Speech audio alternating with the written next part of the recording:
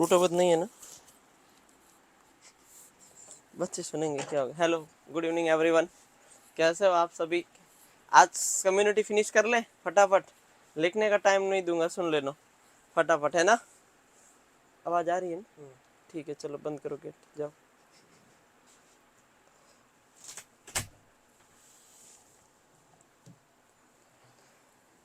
जी हाँ, कैसे हो आप सभी।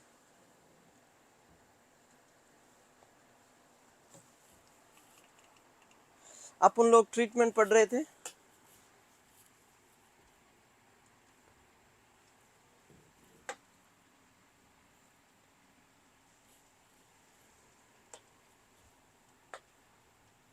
कल की क्लास में क्या ही पढ़ा था हमने, पता है आपको। कोविड पढ़ रहे थे ना, कोविड ही पढ़ रहे थे। कोविड का माइल्ड केस पढ़ा, 3 सिस्टम पढ़े आपको याद हो तो, कि कौन कौन सा। डायग्नोसिस पढ़ लिया पहले, उसके बाद में हम लोगों ने माइल्ड केस का ट्रीटमेंट पढ़ा, फिर मॉडरेट केस का ट्रीटमेंट पढ़ा। आज सीवियर केस का ट्रीटमेंट पढ़ लेते हैं। सीवियर में क्या होता है, सीवियर में क्या होता है, सीवियर में मरीज को ARDS होता है। क्या होता है, acute respiratory distress syndrome, acute respiratory distress syndrome. हाँ, मॉडरेट हो गया था ना, हाँ वेरी गुड। इसके लिए मरीज को वेंटिलेट करना पड़ेगा, इमरजेंसी में एंडोट्रेकियल ट्यूब लगाना पड़ेगा। इसको हाईएस्ट 14 दिन तक रखते हैं, उसके बाद में हमें अगर और भी ज़रूरत पड़ी तो हम लोग ट्रैकियोस्टोमी पे शिफ्ट करेंगे पेशेंट को, लेकिन कुल मिला के पेशेंट को आर्टिफिशियल ब्रीथ पे रखेंगे, ठीक है। तो मैकेनिकल वेंटिलेशन एक तो सबसे पहली थिंग्स हो गई। दूसरी, मरीज को low molecular weight heparin continue चलेगा, क्योंकि मरीज का डी डाइमर बड़ा होता है। लो मॉलिक्यूलर वेट हिपेरिन या फिर अनफ्रैक्शनेटेड हिपेरिन, जो कि आईवी लगता है इन्फ्यूजन। अनफ्रैक्शनेटेड हिपेरिन जो कि आईवी इन्फ्यूजन कंटिन्यू चलेगा, ठीक है। उसके बाद में पल्स थेरेपी। पल्स थेरेपी का मतलब मिथाइल प्रेडनिसोलोन, जो डोज बताइए आपको लास्ट क्लास में 0.5 mg से 1 mg, तो ये कंटिन्यू चलेगा 5 दिन तक, methyl prednisolone IV. Remdesivir antiviral drug of choice है कोविड की, ये एंटीवायरल है। 200 mg पहले दिन देना है आईवी, NS 100 ml में डाइल्यूट करके। उसके बाद में 100 mg OD फॉर 4 डेज, मतलब पहले दिन 200 mg, उसके बाद में 100 mg। क्लास नहीं रुकी, चल रही है ना। Remdesivir effective in replicative stage, first 14 day में ही रेमडेसिविर इफेक्टिव है। रेप्लिकेटिव स्टेज का मतलब जब उस डिजीज रेप्लिकेट हो रही उस समय इफेक्टिव, उसके बाद कोई काम का नहीं है। First 14 day of Covid remdesivir is effective, उसके बाद में कोई इफेक्टिव नहीं है, ठीक है। उसके बाद क्या ही काम करेगा ये, जब रेप्लिकेट हो चुका है उसके बाद आप एंटीवायरल दे के भी क्या कर लोगे। अब जब मरीज में लंबे समय तक वायरल इन्फेक्शन रहता है, उसकी वजह से बैक्टीरियल ग्रोथ हो जाती है, तो फिर तो बैक्टीरियल ग्रोथ इन्फेक्शन हो जाएगा, फिर बैक्टीरियल हमें एंटीबायोटिक देना पड़ेगा, है ना।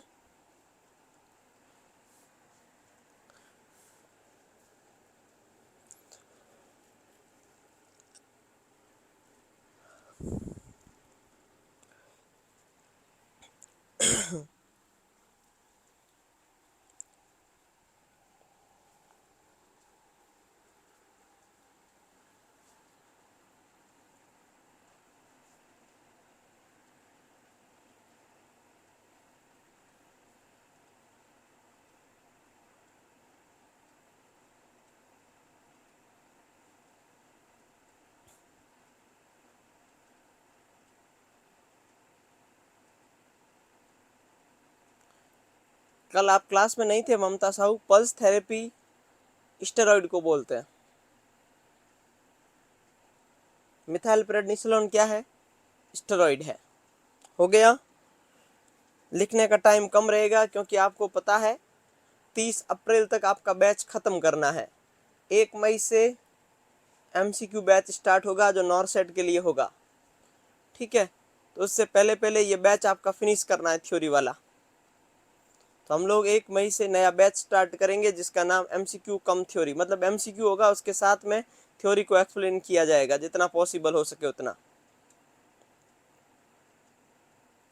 वसुमती साहू कल भी बताया था, कोई बात नहीं, मैं तो वापस बताऊंगा क्योंकि कल की क्लास में बताया, आज की क्लास में नहीं बताया था, आज वापस सुन लो।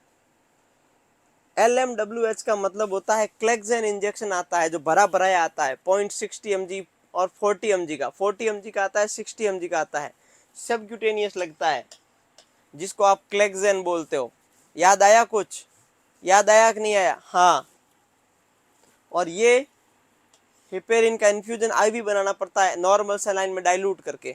इसकी डोज होती है 18 यूनिट पर केजी ऑफ बॉडी, 18 यूनिट पर केजी पर आर के रेट से इन्फ्यूजन चलता है। वो सबक्यूटेनियस होता है 60 mg और 40 mg। ज़्यादा प्रॉब्लम है तो बीडी लगता है, नहीं तो ओडी लगता है।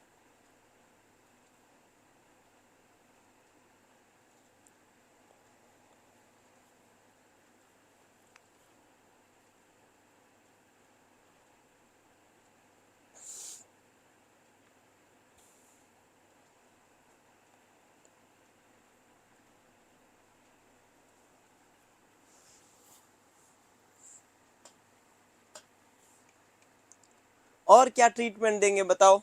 सीवियर केस है, आपने एक नाम सुना था प्लाज्मा फेरेसिस,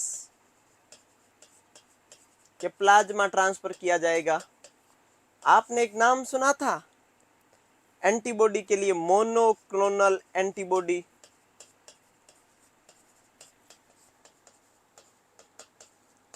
सुना था?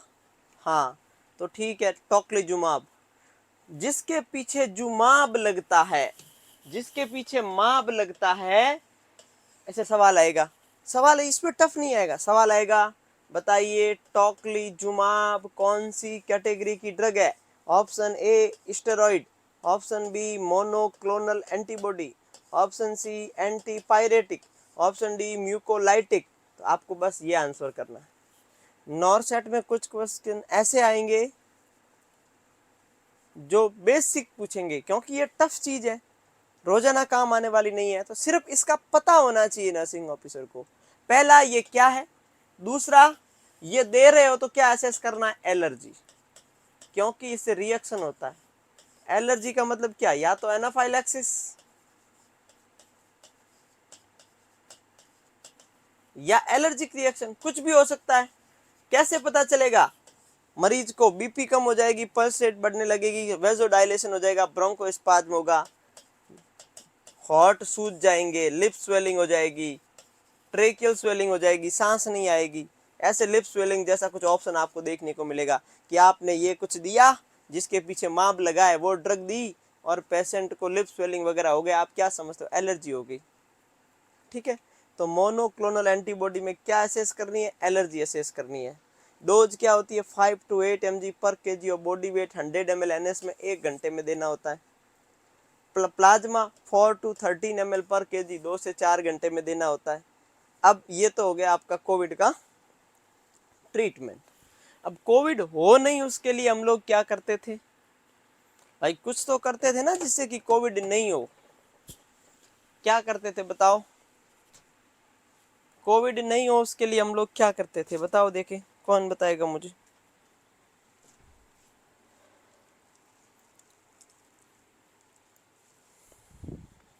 क्या किया आपने कोविड नहीं हो उसके लिए?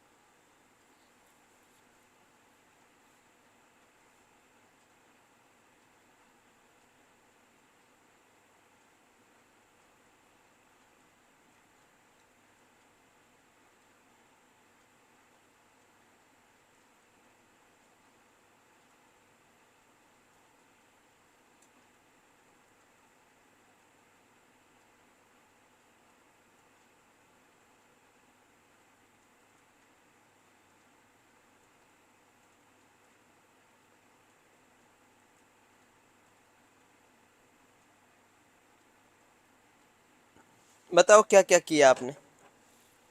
ठीक है, आपको पता है क्या क्या करना। प्रिवेंशन के लिए सबसे फेमस सवाल, 2 गज दूरी, मास्क है जरूरी। सबसे ज्यादा सुनने वाला वर्ड यही था, जिसमें क्वेश्चन भी नहीं। 2 गज का मतलब है 6 फीट की डिस्टेंस रखना कंपलसरी। मास्क पहनो, सोशल डिस्टेंसिंग नहीं होना चाहिए, सोशल गैदरिंग नहीं होना चाहिए। एक तो बात ये सीखी आपने।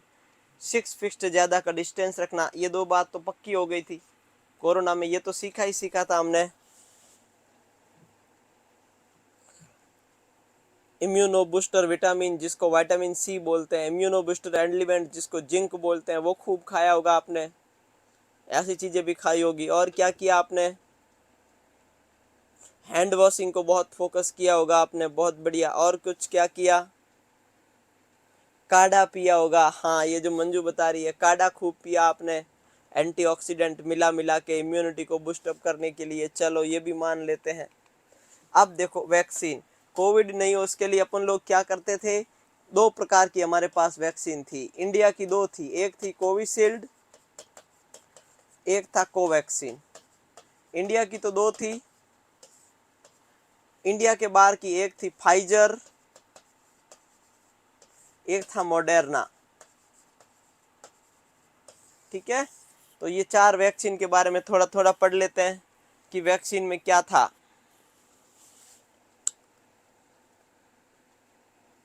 पढ़ ले।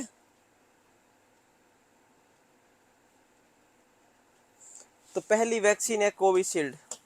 पहली बात, कोविशील्ड किसके, देखो इसमें सीधे क्वेश्चन ही बनेंगे। कोविशील्ड किसके द्वारा बनाई गई, सीरम इंस्टीट्यूट ऑफ इंडिया के द्वारा बनाई गई। कब बनाई गई, 1 जनवरी 2021 को। जब बन के तैयार हो गई तो 15 दिन बाद में पहली डोज लगी। फर्स्ट डोज कब लगी, 16 जनवरी से लगी। जब 16 जन पे लगी, ये पहली डोज थी। किसने बनाई, सीरम इंस्टीट्यूट ऑफ इंडिया ने। ये वैक्सीन लाइव है या किल्ड है, कोविशील्ड लाइव है, कोवैक्सीन किल्ड है। कोवैक्सीन क्या है, किल्ड है। कोविशील्ड क्या है, लाइव वैक्सीन है। लाइव का मतलब समझते होंगे आप, ये प्रिपेयर्ड फ्रॉम चिंपांजी एडिनोवायरस। क्योंकि आपको पता है कोई भी वायरल बीमारी के लिए वैक्सीन भी वायरस से बनाई जाएगी। छोटे फॉर्म से बनाते हैं तो उसको वायरियन नाम दे देते हैं, लेकिन ये वायरल से बनाई जाती है। ये मोनोवैलेंट है, एक ही स्ट्रेन के ऊपर काम करती है। कुछ वैक्सीन ऐसी होती है जो मल्टीपल स्ट्रेन के ऊपर काम करती है, जैसे कि पोलियो। पोलियो को अपन लोग पॉलीवैलेंट बोलते हैं। कौन सी वैलेंट बोलते हैं, पॉलीवैलेंट। जैसे कि पोलियो 3 प्रकार का होता है, P1, P2, P3। तो ऐसी वैक्सीन जो P1 को भी वायरस को मार दे, P2 को भी मार दे, P3 को मार दे, एक ही डिजीज के मल्टीपल स्ट्रेन के ऊपर काम करने वाली वैक्सीन को पॉलीवैलेंट। ये कोविड के एक ही टाइप को मारती है, कोविड के एक ही टाइप को मारती है, तो मोनोवैलेंट वैक्सीन हो गई। भारत में वैक्सीन 16 जनवरी से लगनी स्टार्ट हुई। 100 crore vaccine dose, 100 crore dose लग देगी 21 अक्टूबर 2021 को। लगभग 10 महीने में हम लोगों ने 100 करोड़, 10 मंथ 5 दिन, 10 मंथ 5 डे में हमने 100 crore dose, not 100 crore people, 100 crore dose. People नहीं है 100 करोड़, है ना, 100 करोड़ डोज है। 100 करोड़ डोज कब लगी थी, 21 अक्टूबर को। 21 अक्टूबर को कितनी डोज, 100। तो 200 करोड़ डोज कब लगी। अब 200 करोड़ पीपल होता था, आपको समझ में आता है ही नहीं, इंडिया में 2 करोड़ पीपल, 200 करोड़ पॉपुलेशन ही नहीं है। फिर तो इसीलिए 200 करोड़ डोज 17 जुलाई 2022 को लग गई। मतलब सेकंड में थोड़ा टाइम लगा। जुलाई 17 2022 को 200 करोड़ डोज पूरी हो गई। ये पर्सन नहीं है, डोज है, ध्यान रख लेना, इसमें गलत मत करना।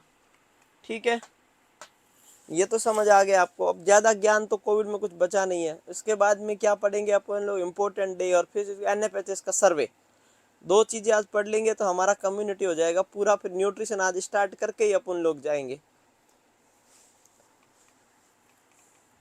Storage temperature 2 to 8 degree centigrade. Dose 0.5 ml IM। ये डेल्टोइड मसल्स होती है। कौन सी मसल्स होती है, ये आपका अपर आर्म है, इसके बीच में लगता है। तो ये कौन सी मसल्स हुई, डेल्टोइड मसल्स। डेल्टोइड पे मैक्सिमम 1 ml लग सकता है, तो ये तो 0.5 ml आराम से दे सकता है। गैप लगभग 12 वीक का मतलब है 3 महीने का गैप रखना होता है, टू 16 वीक। बहुत ज्यादा गैप रखता था इसको अपन लोग, ठीक है। 4 से 6 घंटे डाइल्यूट करने के बाद में 4 से 6 घंटे में ही देना होता है इसको, ज्यादा टाइम लगाओगे तो प्रॉब्लम हो जाएगा। हाँ, कम्युनिकेशन टॉपिक भी पढ़ा दूंगा, न्यूट्रिशन के साथ पक्का पढ़ा दूंगा, श्योर, ठीक है।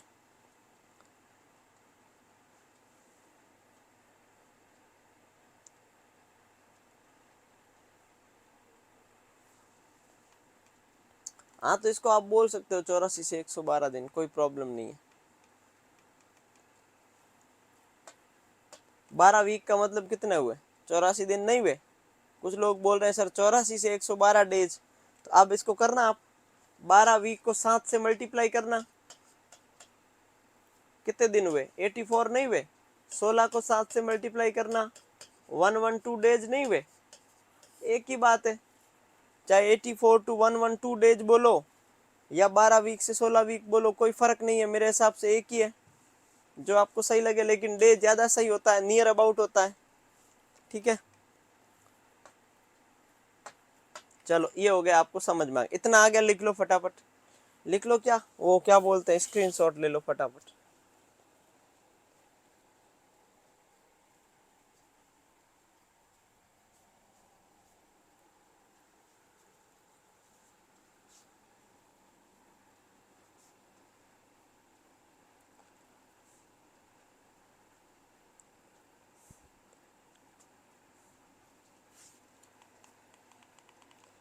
कोवैक्सीन, दूसरी वैक्सीन कौन सी है, Covaxin, Bharat biotechnology Covid vaccine, Bharat biotech ने बनाई थी, बीबीटी।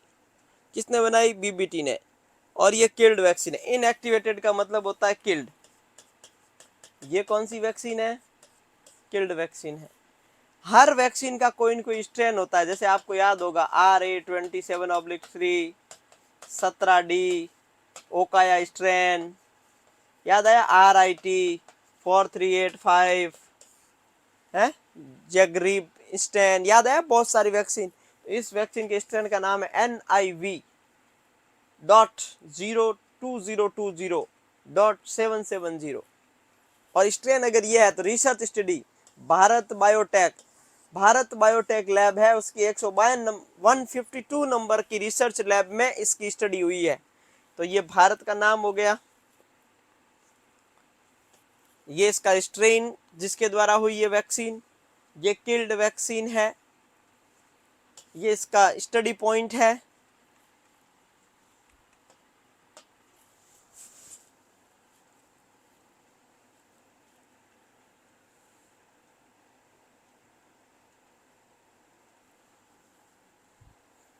हाँ, तो स्ट्रेन कौन करेगा, वायरोलॉजी लैब ही करेगी, तो NIV नाम क्यों दिया, नेशनल इंस्टीट्यूट ऑफ वायरोलॉजी। सही बात है खुशी पांडे, बिल्कुल एग्जैक्ट, वो तो पता ही है।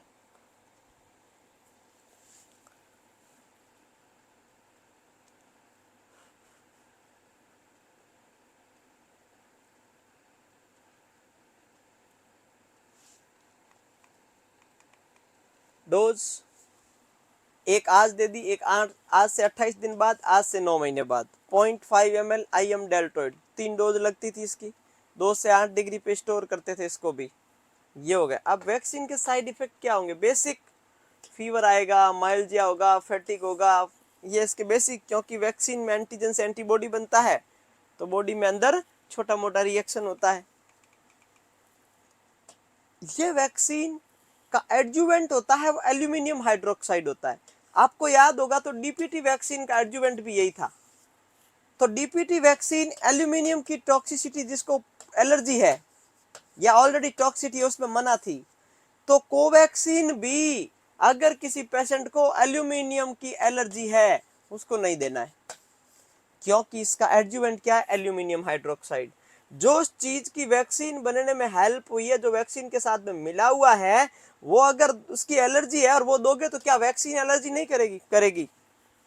अब वैक्सीन की पीएच को मेंटेन करने के लिए हम बफर यूज करते हैं, तो बफर कौन सा यूज करते हैं, फॉस्फेट बफर। ये क्या करेगा, वैक्सीन की पीएच पोटेंसी को लॉस नहीं होने देगा, वैक्सीन की एक्यूरेसी सही करेगी, बफर पीएच मेंटेन करेगा वैक्सीन का जितना चाहिए उस हिसाब से। तो बफर पीएच मेंटेनेंस, ये एडजुवेंट, और एलर्जी है तो एल्यूमिनियम की एलर्जी है तो कोवैक्सीन नहीं देंगे।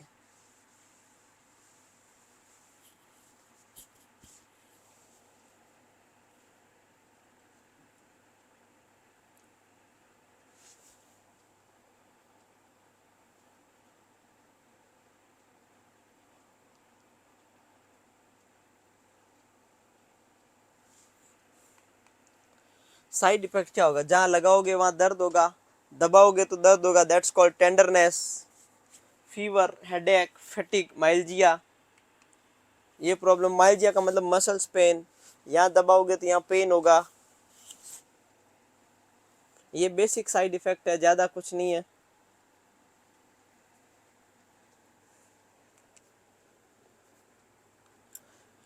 कोविड कौन सा वायरस है, डीएनए है या आरएनए?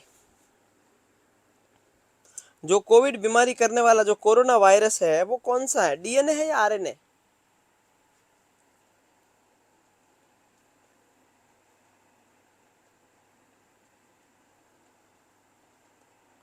कौन सा बताओ?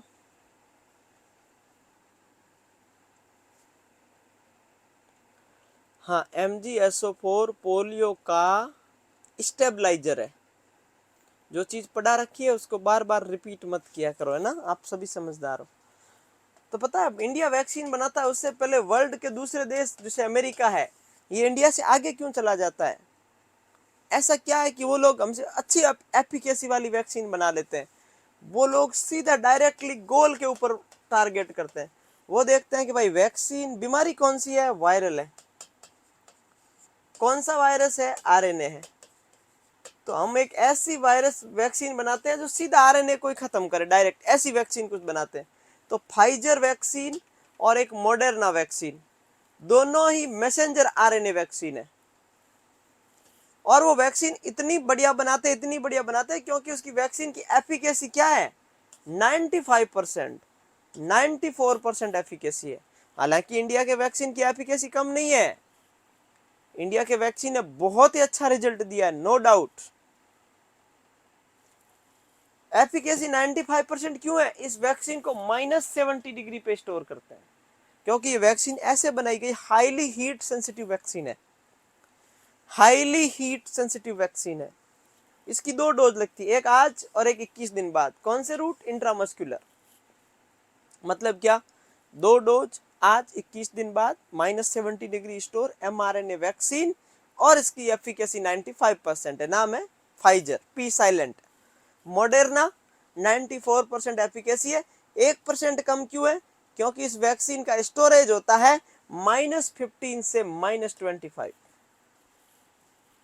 देखो दोनों माइनस में, दोनों हीट सेंसिटिव वैक्सीन है, मतलब टेम्परेचर से खराब होने वाली वैक्सीन है। सेंसिटिव का मतलब फर्क पड़ना, हीट मतलब टेम्परेचर। जो वैक्सीन टेम्परेचर से खराब हो जाती है उसको हीट सेंसिटिव बोलते हैं।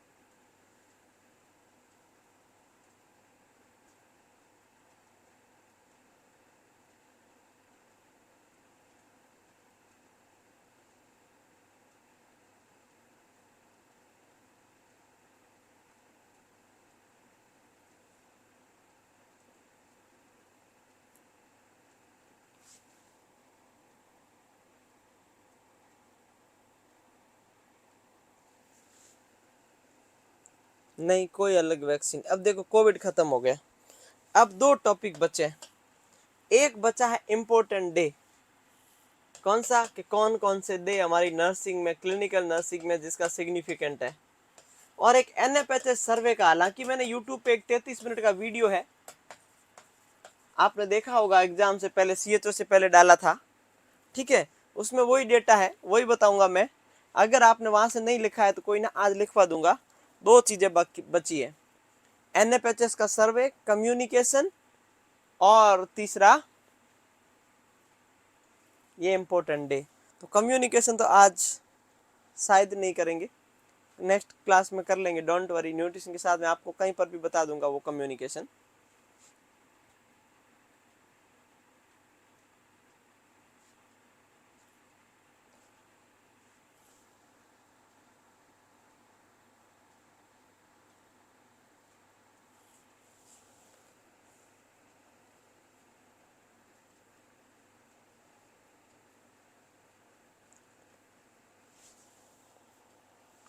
नहीं लिखा है अभी लिख लो भाई।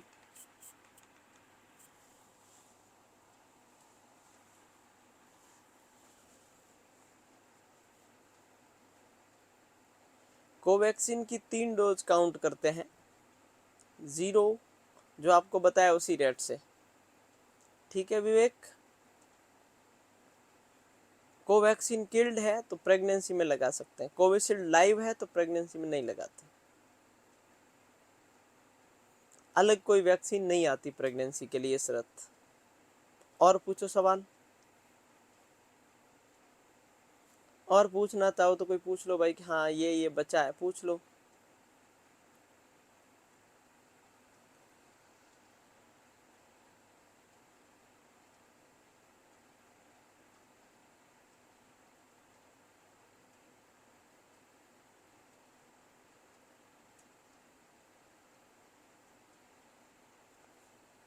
पूछो देखे, आगे बढ़े। इम्पोर्टेंट डे, चलो इम्पोर्टेंट डे का डिस्कशन करते हैं, क्या क्या डे होते हैं इम्पोर्टेंट। देखो मैं इनमें से बहुत सारे डे, देखो कितने डे है, 9, 18, 30, 42, 53, 59, 68, 79, उसके अलावा भी कुछ इम्यूनाइजेशन इम्पोर्टेंट वीक, मतलब 86 to 87 इम्पोर्टेंट डे है। उनमें से आपको लगभग 20 ही याद रखने, बहुत जरूरी। किसी हालत में याद कौन से रखने, 20। हालांकि ऐसा नहीं है कि इसके अलावा नहीं आ सकता, लेकिन प्रोबेबिलिटी कम है। ऐसा नहीं है कि 1M नहीं है, IM है, इंट्रामस्क्यूलर, बताया ना, इंट्रामस्क्यूलर है IM। चलो नेक्स्ट इंपॉर्टेंट डे की बात करो, ये इंट्रामस्क्यूलर है।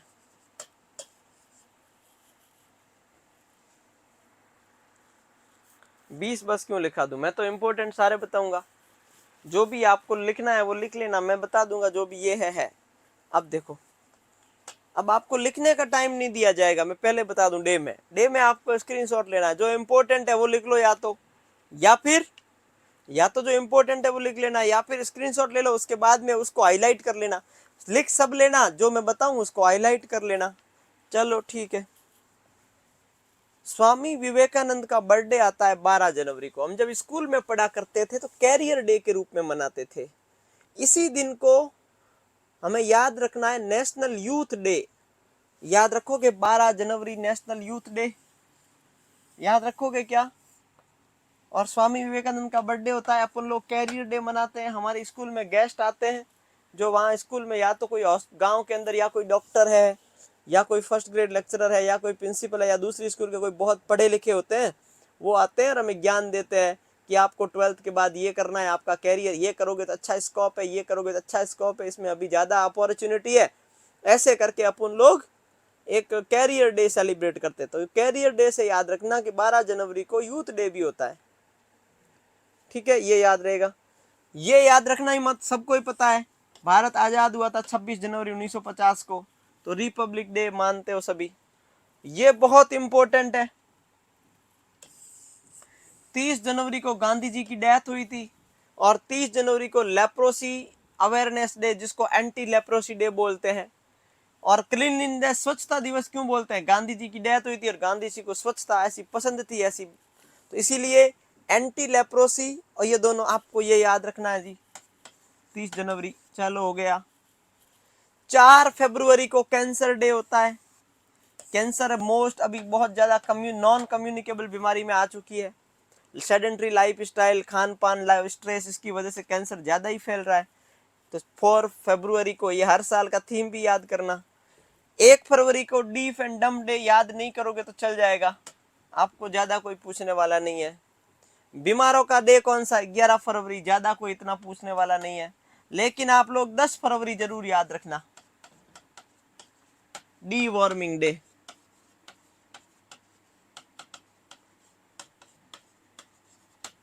और आप लोग 13 फरवरी याद रखना, यहां लिखा हुआ नहीं है, नेशनल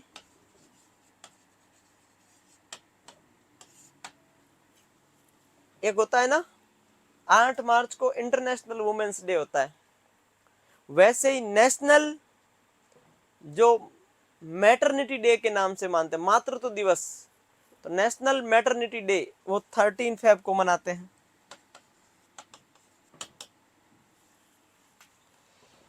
28 फरवरी साइंस डे, विज्ञान दिवस। अपन लोग विज्ञान में पढ़ रहे हैं तो ये याद रखना। यूनिवर्सल ह्यूमन बीइंग डे कोई याद मत रखना, कोई इंपॉर्टेंट है नहीं। अभी मैंने कितना बताया? अभी आपको यूथ डे बताया, एंटी लेप्रोसी बताया, कैंसर डे बताया और डी वार्मिंग बताया। कौन सा? डी वार्मिंग बताया, ठीक है। हाँ, इतना याद हो गया। 1 2 3 4 4 याद हो गया आपको। इस 9 में से 4 इंपॉर्टेंट है। ले लो भाई, स्क्रीनशॉट ले लो। डी वार्मिंग का मतलब पता आपको? डी वार्मिंग 10 फरवरी है। आकांक्षा, मैंने 10 फरवरी लिखा है लेकिन वो 11 फरवरी लिख रही है। मैं बोल रहा हूं 10 फरवरी, वो बोल रही नहीं 11 फरवरी। मैंने कहा लिखा है 11 फरवरी? वर्ल्ड डे ऑफ सिक अलग है, मैं 10 फरवरी को डी वार्मिंग बोल रहा हूं। अपनी मर्जी से लिख रहे हो, मैंने नहीं बोला तो भी लिखोगे।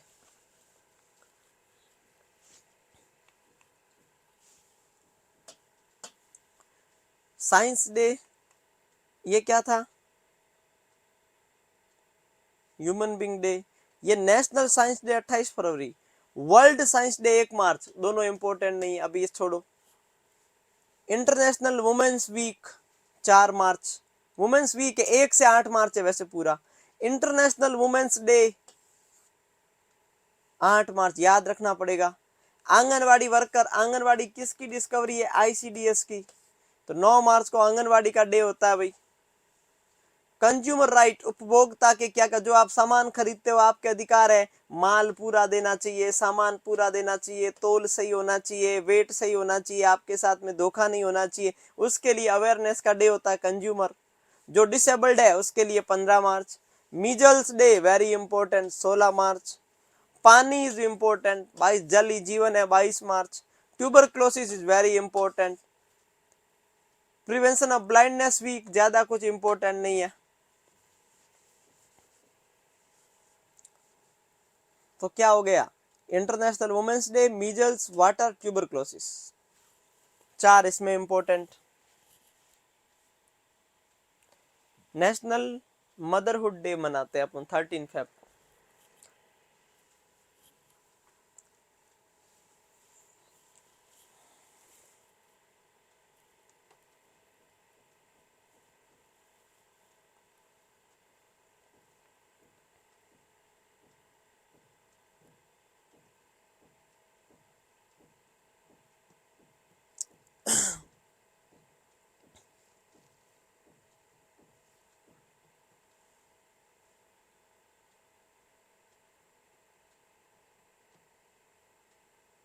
हो गया?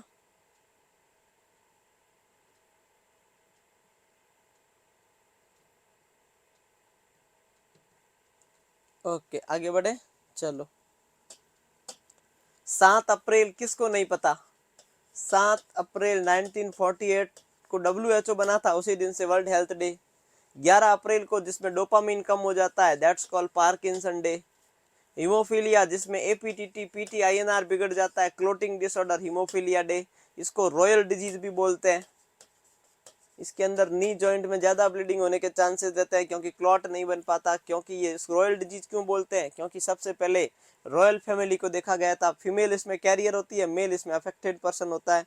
जो आईएएस वगैरह बनते हैं उसका डे होता है एक, civil servant IAS IPS IRS IFS, उनका डे 21 अप्रैल अपने काम का इम्पोर्टेंट नहीं है। पृथ्वी 22 अप्रैल ज्यादा इतना इम्पोर्टेंट नहीं है। मलेरिया 25 अप्रैल इम्पोर्टेंट है। लेबर डे 30 अप्रैल, एंटी लेबर और world labour day, child labour 14 साल से छोटे बच्चों को काम नहीं करवाना 30 अप्रैल। ये अपना मजदूर दिवस ये इम्पोर्टेंट है। तो मजदूर दिवस इम्पोर्टेंट है, मलेरिया दिवस इम्पोर्टेंट है, हीमोफीलिया इम्पोर्टेंट है, पार्किंसन और health day. Asthma wheezing sound आती है जब सांस छोड़ते हैं, 7 मई को सांस छोड़ दो।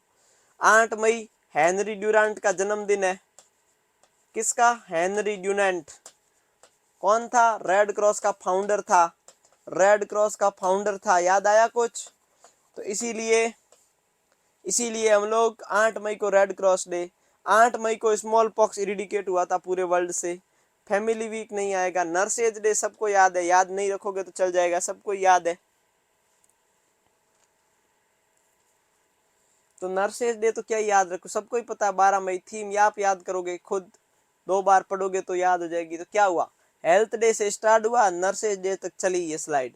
बीच में पार्किंसन हीमोफीलिया आ गया, मलेरिया आ गया और क्या, अस्थमा आ गया, रेड क्रॉस आ गया।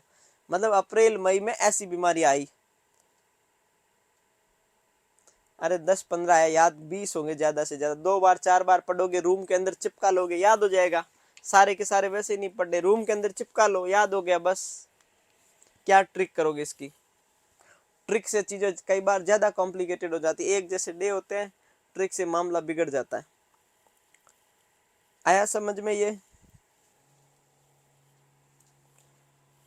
आ गया समझ में?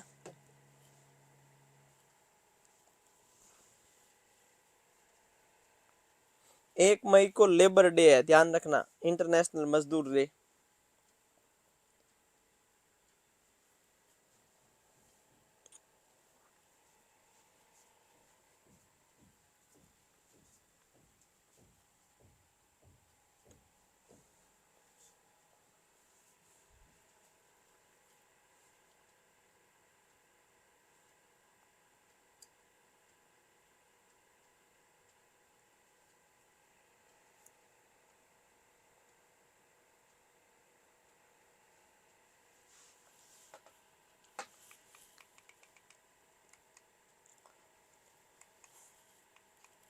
मदर्स डे 13 मई, 15 मई इंटरनेशनल फैमिली डे, 31 मई को याद करना बस एक। 5 June is very important, double star लगाओ। 14 जून डबल स्टार लगाओ। 21 जून डबल स्टार लगाओ। ड्रग एब्यूज नहीं, डॉक्टर डे इंपॉर्टेंट नहीं, पॉपुलेशन डे बहुत इंपॉर्टेंट है, मैं अभी बताऊंगा। 28 जुलाई हेपेटाइटिस डे इंपॉर्टेंट है। ब्रेस्ट फीडिंग वीक इंपॉर्टेंट है, 1 अगस्त से 8 अगस्त तक। 1 से 7 बोलते हैं, कहीं पर 8 भी लिखा हुआ है, मतलब फर्स्ट वीक ऑफ अगस्त ऐसे बोलते हैं, ऐसे लिखना आप, फर्स्ट वीक ऑफ अगस्त। 1 से 7, 1 से 8 कुछ मत लिखो, ऐसा आएगा ही नहीं। First week of August breast feeding week, breastfeeding day 1 August. इसमें नियोनेट को, इन्फेंट के लिए breastfeeding, exclusive breastfeeding, अच्छी टेक्निक, कैसे पिलाना, वो सब उसके बारे में ज्ञान दिया जाता है। क्या फायदा है कोलेस्ट्रॉल का, क्या मिलता है क्या नहीं मिलता, वो सब कुछ जो आप पढ़ते हो। तो आपको यहाँ देख, तंबाकू नहीं खाना चाहिए 31 मई। 5 जून इन्वायरमेंट हेल्थी पढ़ चुके हैं। इंटरनेशनल वर्ल्ड मतलब ब्लड डोनर डे, एक होता है नेशनल ब्लड डोनर डे, वो याद नहीं रखना है। ब्लड डोनेट करने के क्या बेनिफिट है, किसको करना चाहिए, क्यों करना चाहिए, ये 14 जून को ज्ञान। योगा डे 21 जून। फर्स्ट योगा डे कब सेलिब्रेट किया गया, ये क्वेश्चन आएगा। 2014 है या 2015 है, आपके लिए होमवर्क है। फर्स्ट योगा डे कब सेलिब्रेट किया गया? ठीक है, ये जून। डॉक्टर डे अपने को ज्यादा इंपॉर्टेंट नहीं है। पॉपुलेशन डे 11 जुलाई। देश में कितनी पॉपुलेशन बढ़ रही है, तो 1989 में एक एजेंसी के द्वारा पॉपुलेशन डे सेलिब्रेट करना शुरू किया गया।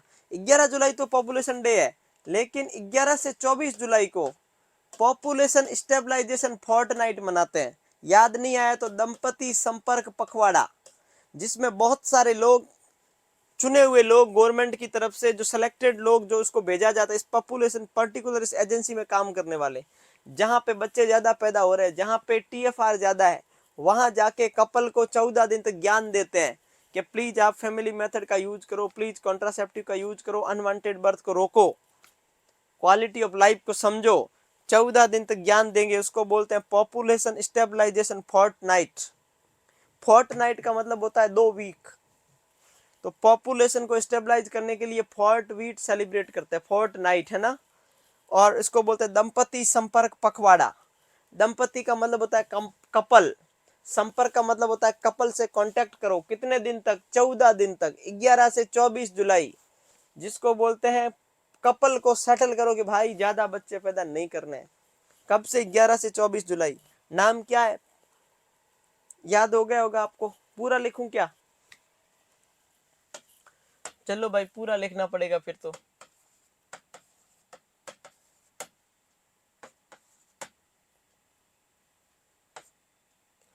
पॉपुलेशन स्टेबलाइजेशन फोर्टनाइट, जिसको बोलते हैं दंपति संपर्क पखवाड़ा। दंपति का मतलब कपल, पखवाड़े का मतलब है Fortnite.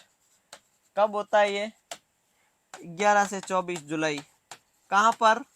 High TFR state, total fertility state rate ज्यादा है वहां पर। गवर्नमेंट देखती है कहां पर बच्चे पैदा ज्यादा हो रहे हैं, कौन सा स्टेट है, कौन सा डिस्ट्रिक्ट है, कौन सा गांव है। बर्थडे कब सेलिब्रेट करते हैं नहीं पता मुझे तो, जैसे करते उस हिसाब से देख लो।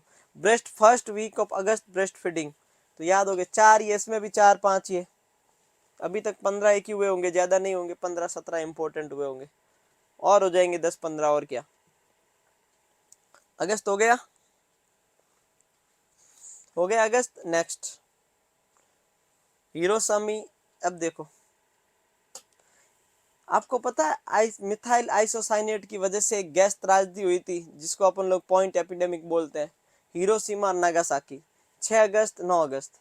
15 अगस्त को इंडिपेंडेंस डे। वर्ल्ड मॉस्किटो 20 अगस्त। सद्भावना 20 अगस्त। 1 से 7 सितंबर न्यूट्रिशन वीक, बस ये याद कर लो, न्यूट्रिशन वीक। टीचर्स डे पता है। लिटरेसी डे याद करो, पढ़ने का। लिटरेसी का मतलब क्या हुआ है? 7 साल से ज्यादा एज का बच्चा जिसको एबीसीडी नहीं आती उसको इलिटरेट बोलते हैं, जिसको क कबूतर ख खरगोश नहीं आता। मतलब क्या हुआ?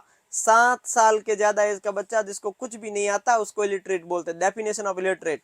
तो लिटरेसी डे कब सेलिब्रेट करते हैं? 8 सितंबर, याद करो। न्यूट्रिशन वीक 1 से 7। टीचर्स डे सबको याद है, तो मैं तो ऐसे ही बोलूंगा, याद करो ही मत, क्योंकि सबको ही पता है।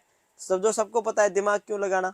सुसाइड नहीं हो इसके लिए, डिप्रेशन से बचने के लिए कौन सा मोटिवेशन दिया जाता है, उसका दिन भी मनाया जाता है। Hindi day, patient safety day, very important, Modi ji का बर्थडे है शायद इस दिन, तो ये थोड़ा ज्यादा याद रखना। World patient safety day. और शांति, 21 सितंबर को शांति चाहिए।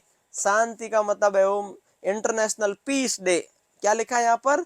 International piece. पीस का मतलब है शांति। तो ज्यादा इंपॉर्टेंट नहीं, इंपॉर्टेंट सबसे मेरे को तो ये लगता है। फिर मेरे को लिटरेसी भी इंपॉर्टेंट लगती है। फिर मेरे को दो ही लगते हैं इसमें इंपॉर्टेंट, और न्यूट्रिशन वीक। न्यूट्रिशन इंस्टीट्यूट कहाँ है पता है आपको किसी को? National nutrition institute Hyderabad. जैसे ऑक्यूपेशनल का अहमदाबाद था ना, ऑक्यूपेशनल हेल्थ इंस्टीट्यूट, वैसे ये है। नेशनल न्यूट्रिशन इंस्टीट्यूट कहाँ है? हैदराबाद।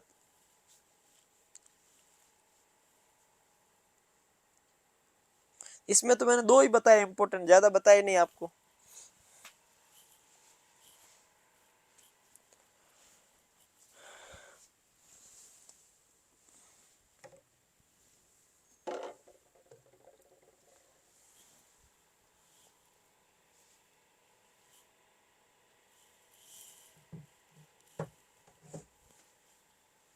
हो गया क्या?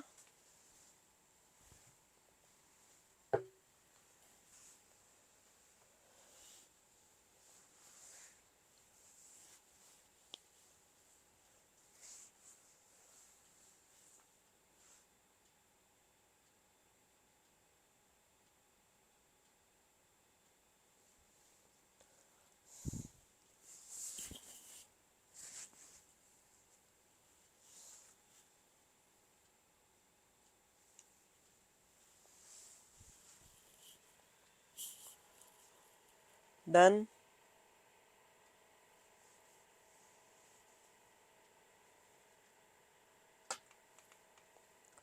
21 सितंबर, 28 सितंबर। 21 को अल्जाइमर डे। अल्जाइमर पता आपको? एसिटिल कोलिन की वजह से होने वाली। रेबीज डे, कुत्ते की वजह से होने वाली वायरल लाइसा वायरस, बुलेट सेप वायरस वाली नेगरी बॉडी वाली बीमारी। हार्ट डे 29 सितंबर। ठीक है भाई। Blood donation day India national, कोई इंपॉर्टेंट नहीं है। ओल्डर पेंशन पर्सन के लिए इंटरनेशनल डे, ज्यादा इंपॉर्टेंट नहीं है। इल्डर पर्सन का वर्ल्ड इल्डर डे, ज्यादा इंपॉर्टेंट नहीं है। मिडवाइफ वीक ठीक है। साइट डे ठीक है। मेंटल हेल्थ डे इंपॉर्टेंट है। मेंटल हेल्थ डे ज्यादा इंपॉर्टेंट है।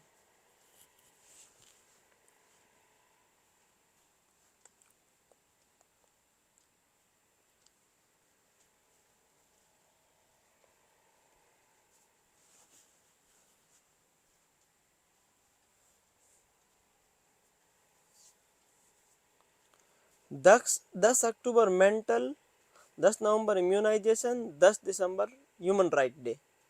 अक्टूबर, नवंबर, दिसंबर तीनों ही 10-10 तारीख को इंपॉर्टेंट आता है। 10 नवंबर को क्या आएगा? Immunisation day. 10 दिसंबर human right day.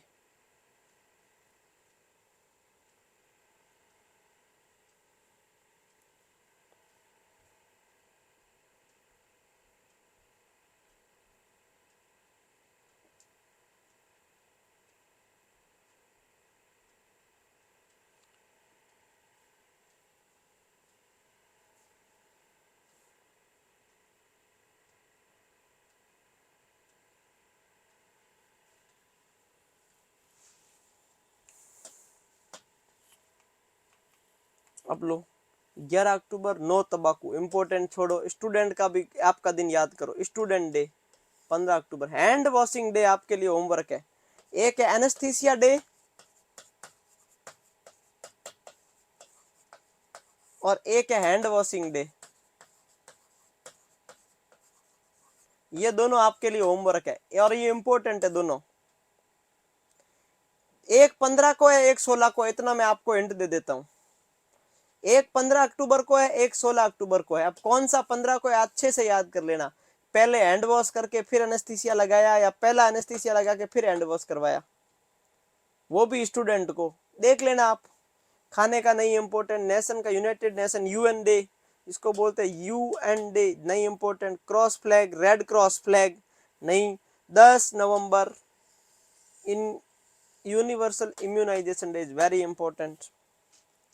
Education day कुछ ना। 14 नवंबर चिल्ड्रंस डे। 14 नवंबर डायबिटीज डे। कैसे याद रखोगे? हमारे देश के पहले प्रधानमंत्री जवाहरलाल नेहरू को बच्चों से बहुत प्यार था और उनका बर्थडे आता है 14 नवंबर को, ऐसा बोलते हैं, इसीलिए चिल्ड्रन डे सेलिब्रेट करते हैं। और हमारे जवाहरलाल नेहरू जी को डायबिटीज था, ऐसे आप साथ में कोरिलेट कर लो कि भाई नेहरू जी को डायबिटीज हो गया था, तो याद हो जाएगा 14 नवंबर नेहरू जी, 14 नवंबर चिल्ड्रंस डे, 14 नवंबर डायबिटीज। तो हो गया 14 नवंबर डायबिटीज। एपिलेप्सी मतलब क्या होता है? Tendency to have seizure, that's called epilepsy. 18 नवंबर, कोई ज्यादा नहीं है, इतना कुछ खास नहीं है। ये दोनों याद कर लेना, हैंड वॉशिंग, एनेस्थीसिया। एक 15 है, एक 16 है, कौन सा है देख लेना अपने हिसाब से। 15 अक्टूबर हैंड वॉश। 15 अक्टूबर पेशेंट को हाथ धुलाए, हाथ धुलाने के बाद उसको एनेस्थीसिया लगा दिया। अब वो खाए कैसे? तो खाना ही नहीं खा पाया, क्योंकि 16 अक्टूबर को क्या था? खाना खिलाना था। मतलब 15 को हाथ धुला दिए, 16 को एनेस्थीसिया लगा दिया, फिर बोले खाना खा लो, कैसे खाए? पॉसिबल ही नहीं है, पॉसिबल नहीं है। 15 को हैंड वॉश करवा के बोल दिया, एनेस्थीसिया लगवा दिया, 16 को सुबह फिर खाना रख दिया कि खाना खाओ, कैसे खाए भाई? हाथ वॉश हैंड वॉश तो चलो करवा दिए, लेकिन आपने एनेस्थीसिया लगा दिया 16 को सुबह, ऐसे कैसे भी याद कर सकते? जो भी है आप याद कर लेना अपने हिसाब से। 19 नवंबर integration day, no important. Universal children's day छोड़ो। कॉन्स्टिट्यूशन डे, देखो रिपब्लिक डे और कॉन्स्टिट्यूशन डे में फर्क है। कॉन्स्टिट्यूशन का मतलब है संविधान, ये थोड़ा काम का है। एक था रिपब्लिक, भारत एक रिपब्लिक गणराज्य बन गया था, उस दिन उसको लागू कर दिया गया था, वो 26 जनवरी 1950 है। हम सब भारत के लोग संपूर्ण प्रभुत्व संपन्न समाजवादी पंथ निरपेक्ष, ऐसा करके एक संविधान की प्रस्तावना बनाई गई थी, उसको 26 जनवरी 1950 को लागू कर दिया गया था। लेकिन वो तैयार कब हो गया था? उसको तैयार होने में 2 वर्ष 11 मंथ और 18 डेज लगे थे, और वो तैयार हो गया था 26 नवंबर 1949।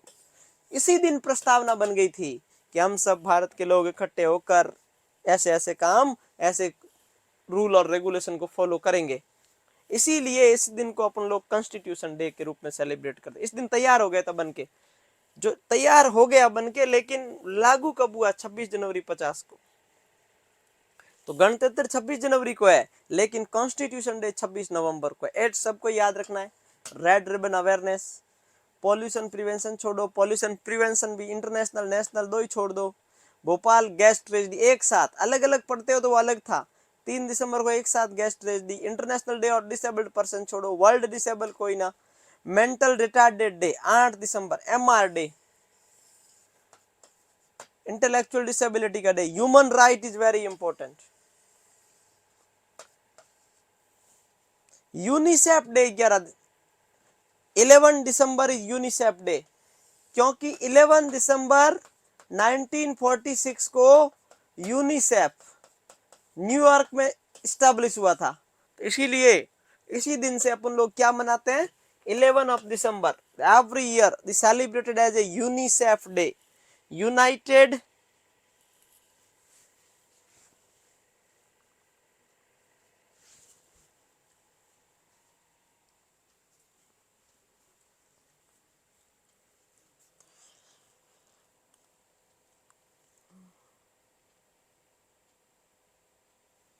सबसे लास्ट में यूनिसेफ डे है ना।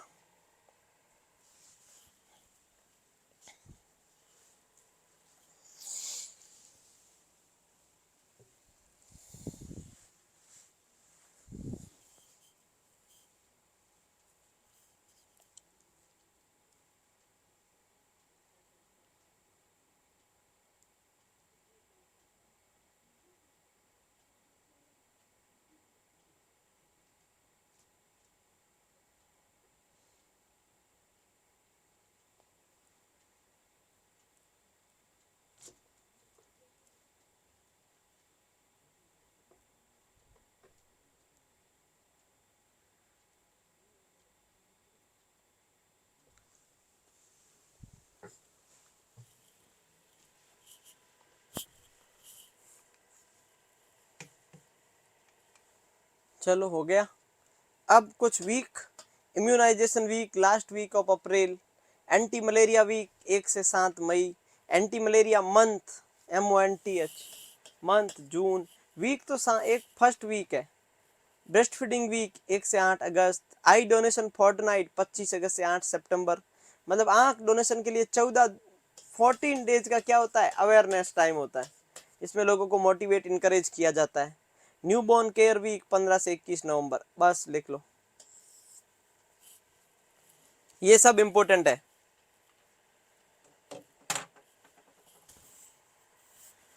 इसमें से 25 से 27 आपको याद करना है। ये हो गया आपका। अब एक डेटा रही है जिसका नाम है NFHS सर्वे। कौन सा सर्वे? NFHS सर्वे। चलो उसको भी डिस्कस कर लेते हैं और फिनिश करते हैं आज कम्युनिटी।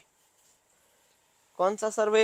NFHS सर्वे। चलो हेडिंग लगा, एक पेज छोड़ा हुआ है ना आपके आपके डेमोग्राफी के बाद में एक पेज छोड़ा हुआ है जिसका नाम है NFHS सर्वे, national family health survey.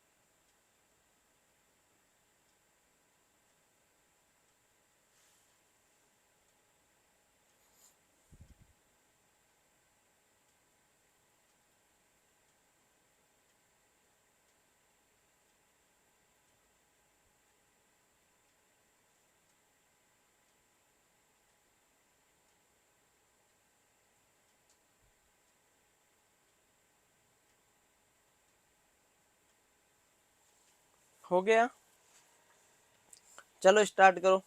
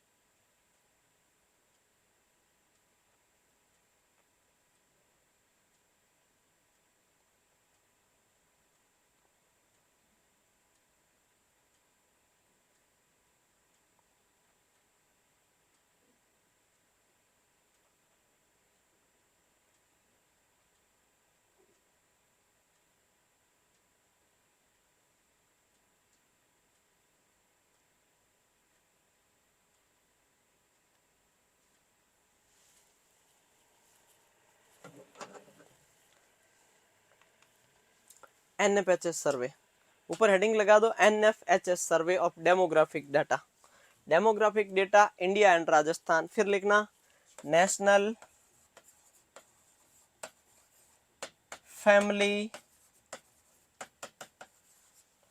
Health survey. कौन सा? 5। कितने साल में होता है? एवरी 5 ईयर में होता है। पहली बार कब हुआ था? 92 में। पांचवा कब हुआ? 2020 में। 5-5 साल से होता है एनएफएचएस सर्वे। कितने साल से होता है हम लोग पहले पढ़ चुके हैं, इसका वापस डिस्कशन नहीं करें। देखो इसमें क्या क्या पढ़ेंगे सुन लो। आईएमआर के बारे में पढ़ेंगे, कितना है इंडिया और राजस्थान का।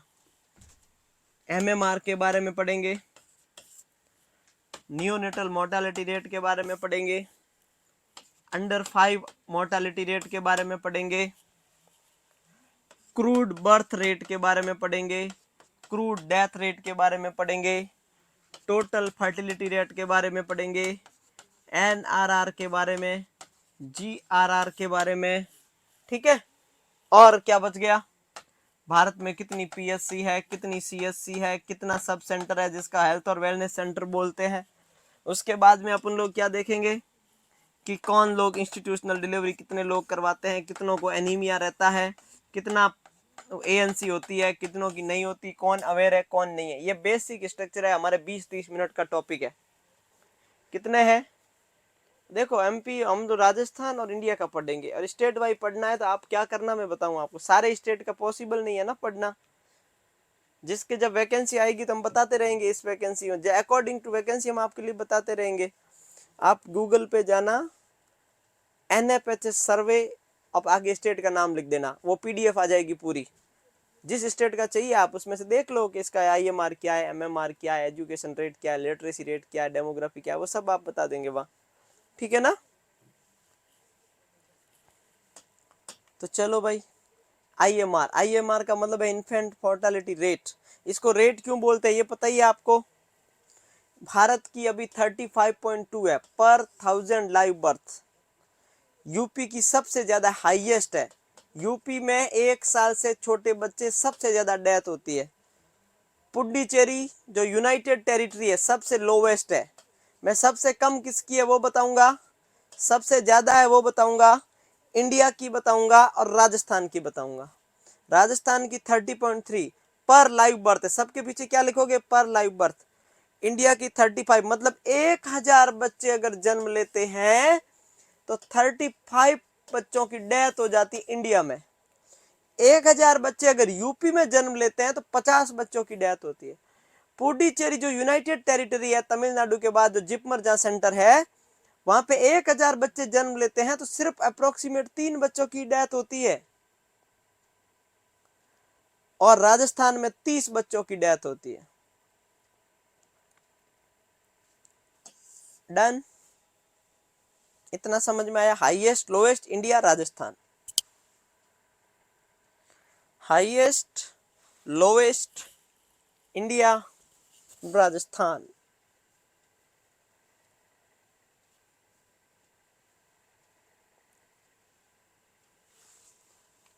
चलो हो गया clear. Next one, gender ratio.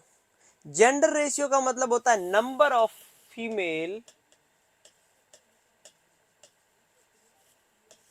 Number of male into 1000 into, जैसे कि एग्जाम्पल के लिए 1000 की पॉपुलेशन के ऊपर 1000 फीमेल है, मतलब 1000 मेल है 1000 फीमेल है, इंटू 1000 करोगे तो आंसर आएगा 1000। अगर फीमेल का मतलब ज्यादा है 1000 से, इसको बोलते हैं पॉजिटिव जेंडर रेशियो। अगर मेल 1000 से ज्यादा है फीमेल को, उसको बोलते हैं नेगेटिव जेंडर रेशियो। भारत पहली बार 1000 को क्रॉस किए हैं। तो अभी मैं क्या बोल रहा हूं, मैं 2011 की पॉपुलेशन के अकॉर्डिंग नहीं बता रहा हूं, अभी जो लेटेस्ट डाटा है मैं एनएफएचएस के सर्वे के अकॉर्डिंग बता रहा हूँ। इंडिया ने पहली बार जेंडर रेशियो में 1020 कैंडिडेट है, फीमेल कैंडिडेट 1000 मेल के ऊपर। राजस्थान में 1009 है, दोनों याद करने पड़ेंगे आपको। हाँ, ये एनएफएचएस का सर्वे, मैं 2011 वाला नहीं बता रहा हूँ, एनएफएचएस का सर्वे बता रहा हूँ। दोनों में भी 1000 लड़कों के ऊपर लड़कियों की संख्या 1000 से ज्यादा है। हमारी छोरियां छोरा से कम है के, जो बात यहाँ लागू हो रही है। मैटरनल मोर्टेलिटी रेट नहीं होती, मैटरनल मोर्टेलिटी रेशियो होता है, मैटरनल मोर्टेलिटी रेशियो होता है। रेशियो क्यों बोलते हैं पता है ना आपको? रेशियो क्यों बोलते हैं पता है? लाइव बर्थ और मदर्स डेथ, मतलब बर्थ किसका हुआ लाइव का, डेथ किसकी मदर की, 1 लाख के ऊपर करते हैं। तो 1 लाख के ऊपर इंडिया की अभी 97, 1 लाख अगर लाइव बर्थ होते तो 97 मदर की डेथ होती है। सबसे ज्यादा असम में मदर की हालत खराब है 195। केरला में सबसे कम, वेरी एजुकेटिव स्टेट, बहुत लिटरेट समझदार एजुकेटेड स्टेट है, तो वहां सिर्फ 19 महिलाओं की डेथ होती है, 19 मदर की डेथ होती है due to pregnancy labour and its complication. Rajasthan में 113। तो राजस्थान इंडिया हमेशा लगभग एक जैसा ही रहता है, जो ऑल ओवर इंडिया का रहता है वही राजस्थान का रहता है, अप्रोक्सीमेट, कभी भी ज्यादा फर्क नहीं रहता, या 2-4 ऊपर होगा या 2-4 कम होगा, क्योंकि राजस्थान ना तो अच्छे में आता है ना बुरे में आता है, राजस्थान बीच में रहता है। और इंडिया में कुछ स्टेट बहुत अच्छे हैं कुछ बुरे हैं, तो एवरेज इंडिया का एवरेज रहेगा, जो राजस्थान का लगभग मिला जुला रहता है।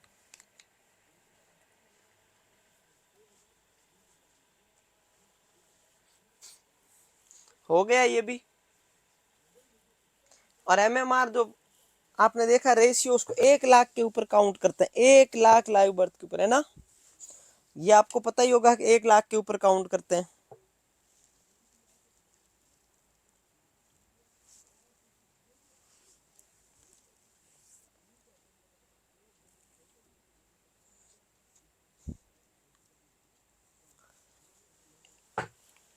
हो गए। एनएमआर, नियोनेटल मोर्टालिटी रेट, कौन सी मोर्टालिटी? नियोनेटल।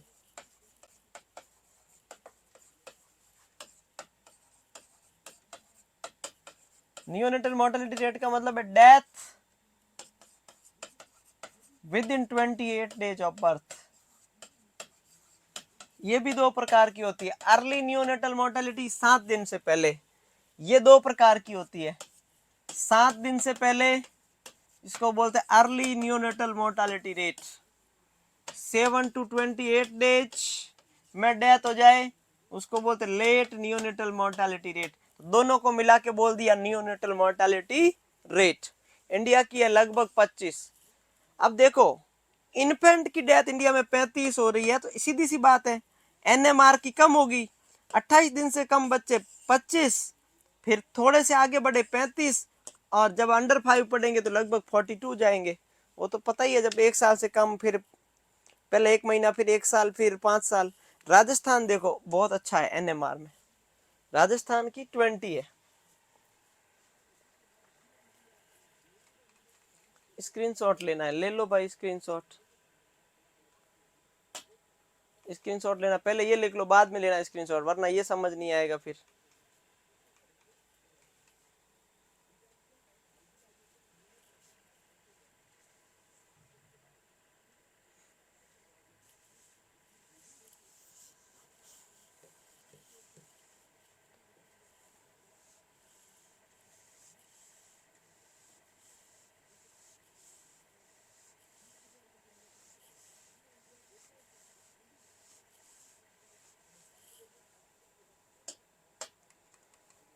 ले लो भाई, स्क्रीनशॉट ले लो फटाफट।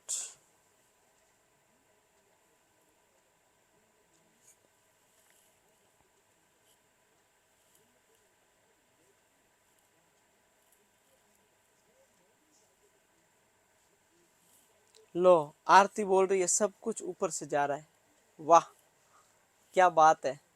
आईएमआर पहले पढ़ रखा है ना, तो वापस तो नहीं पढ़ाऊंगा ना। आईएमआर क्या होता है, एमएमआर क्या होता है, वापस तो नहीं पढ़ाऊंगा ना मैं पूरा का पूरा टॉपिक। अब तो बस इतना ही बताऊंगा ना कौन से का क्या है, एनएफएच सर्वे का मतलब क्या होता है। अब ऐसे तो नहीं बताऊंगा एमएमआर क्या होता है, वो तो सब पढ़ लिया। अब ऊपर से जा रहा है तो पहले पढ़ना चाहिए था आपको, हैं। इतना ही बताऊंगा ना। एनएमआर का, एमएमआर का मतलब क्या है, मदर की डेथ। कितनी प्रेग्नेंट मदर, लेबर और उसके कॉम्प्लिकेशन की वजह से डेथ होती है, तो उसका फॉर्मूला आपको पता है कि मदर डेथ बच्चा upon live birth into 1 lakh. उनमें से आंसर निकालोगे। जैसे एक कोई पॉपुलेशन है कितनी भी, उसमें पॉपुलेशन देख लोगे, मान लो 5 लाख लोग हैं, उनमें से 250 मदर की डेथ हो गई, तो अब ऐसे निकालोगे आंसर कितना आएगा। जो भी आएगा वो क्या होगा, एमएमआर होगा। कि 5 लाख डिलीवरी हुई, 250 मदर की डेथ हो गई, 1 लाख पॉपुलेशन है, तो इसको निकालोगे तो कितना आएगा, 1 लाख से 5 5, 250 से 50 50, तो कितनी होगी एमएमआर कितना है 50। अगर 5 लाख में 250 फीमेल की डेथ होती है तो एमएमआर 50 है। तो वैसे इंडिया की कितनी है, इंडिया की 97 है, मतलब 5 लाख के ऊपर इंडिया में लगभग 500 मदर की डेथ होती है।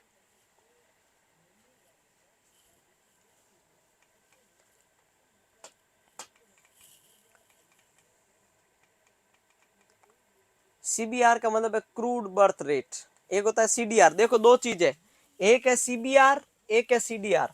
सीडीआर का मतलब होता है क्रूड डेथ रेट,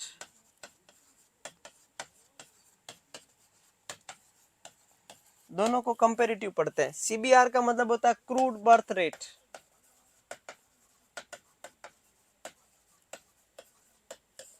इन दोनों का मतलब होता है टोटल बर्थ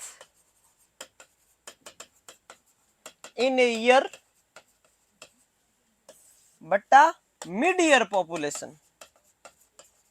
ये मिड ईयर पॉपुलेशन क्यों बोला है, इनटू 1000।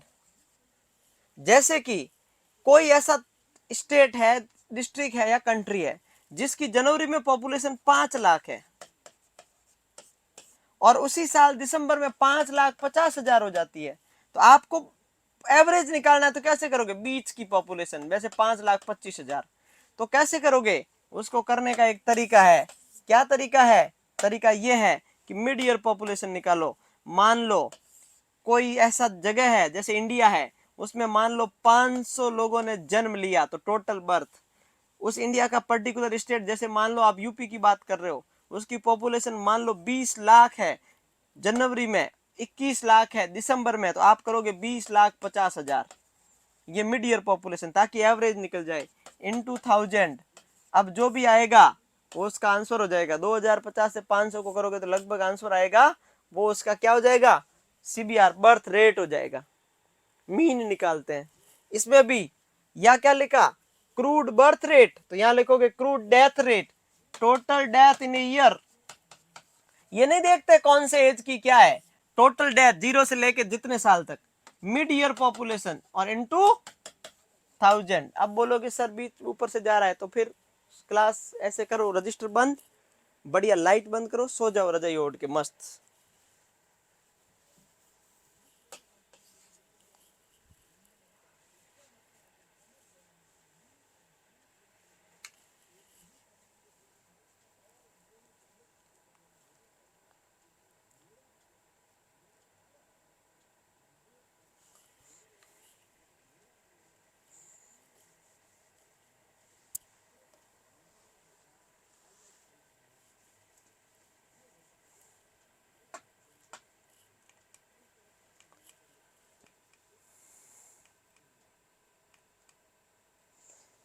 बर्थ रेट राजस्थान में 23.5 है, बिहार में 25 है, अंडमान निकोबार में सबसे कम है। डेथ रेट राजस्थान में 5 है, छत्तीसगढ़ में 7 है, दिल्ली में 3 है।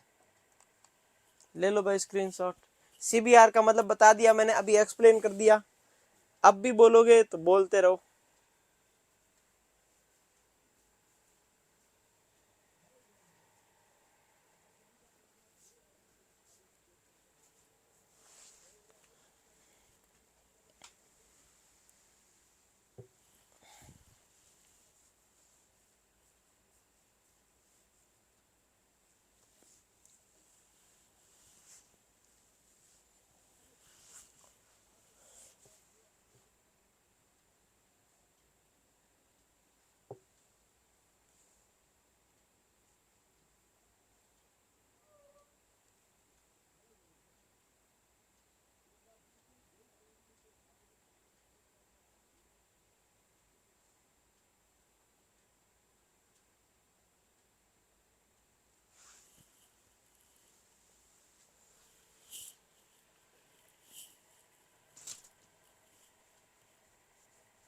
इंडिया का सीबीआर सीडीआर हमारे पास एग्जैक्ट डेटा नहीं है।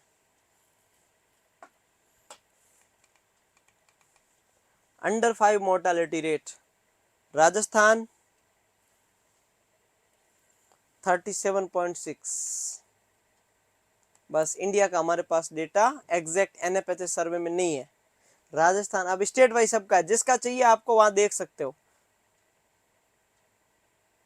हाँ, एनएफएचएस सर्वे ऑफ डिस्ट्रिक्ट, जो स्टेट का नाम जो डाल दोगे पूरी लिस्ट आ जाएगी वहां, उसको डाउनलोड कर देना पीडीएफ को।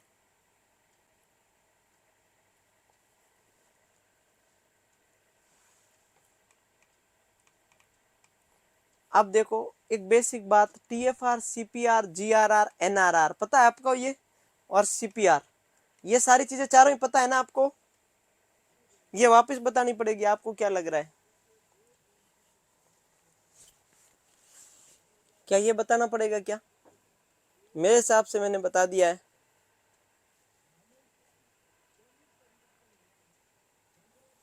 क्या वापस बताना पड़ेगा क्या? आपको क्या लगता है? टीएफआर का मतलब होता है एक कपल के द्वारा पूरी रिप्रोडक्टिव लाइफ में टोटल कितने child, total number of child during entire reproductive life by a couple, that's called TFR। Normal TFR कितना होना चाहिए? 2.1 से कम कम होना चाहिए।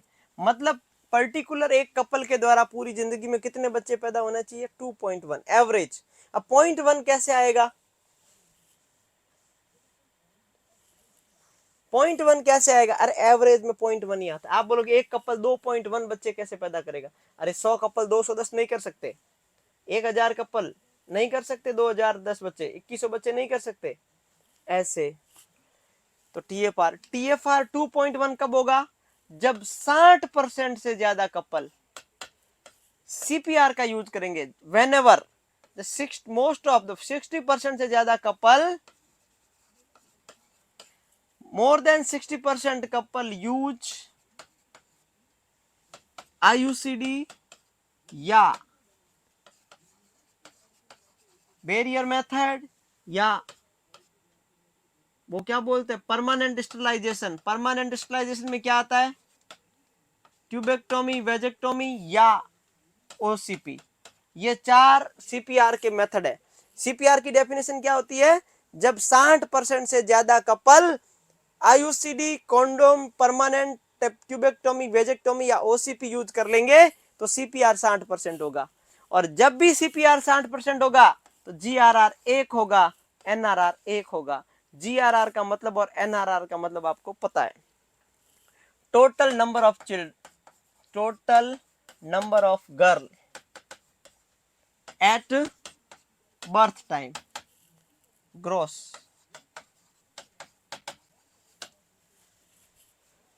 NRR total number of girl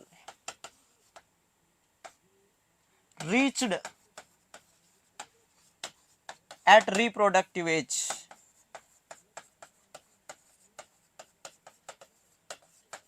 वो खुद रिप्रोडक्टिव एज में पहुंचती है कि नहीं पहुंचती है? इतना लिखो, फिर मैं इसको अलग से समझा देता हूं एक बार और। ये गलती मत करना बस। टीएफआर का जीआरआर और एनआरआर आधा होगा, और ये आधा कब होगा? जब 60% से ज्यादा कपल फैमिली प्लानिंग में इस मेथड का यूज करेंगे तो।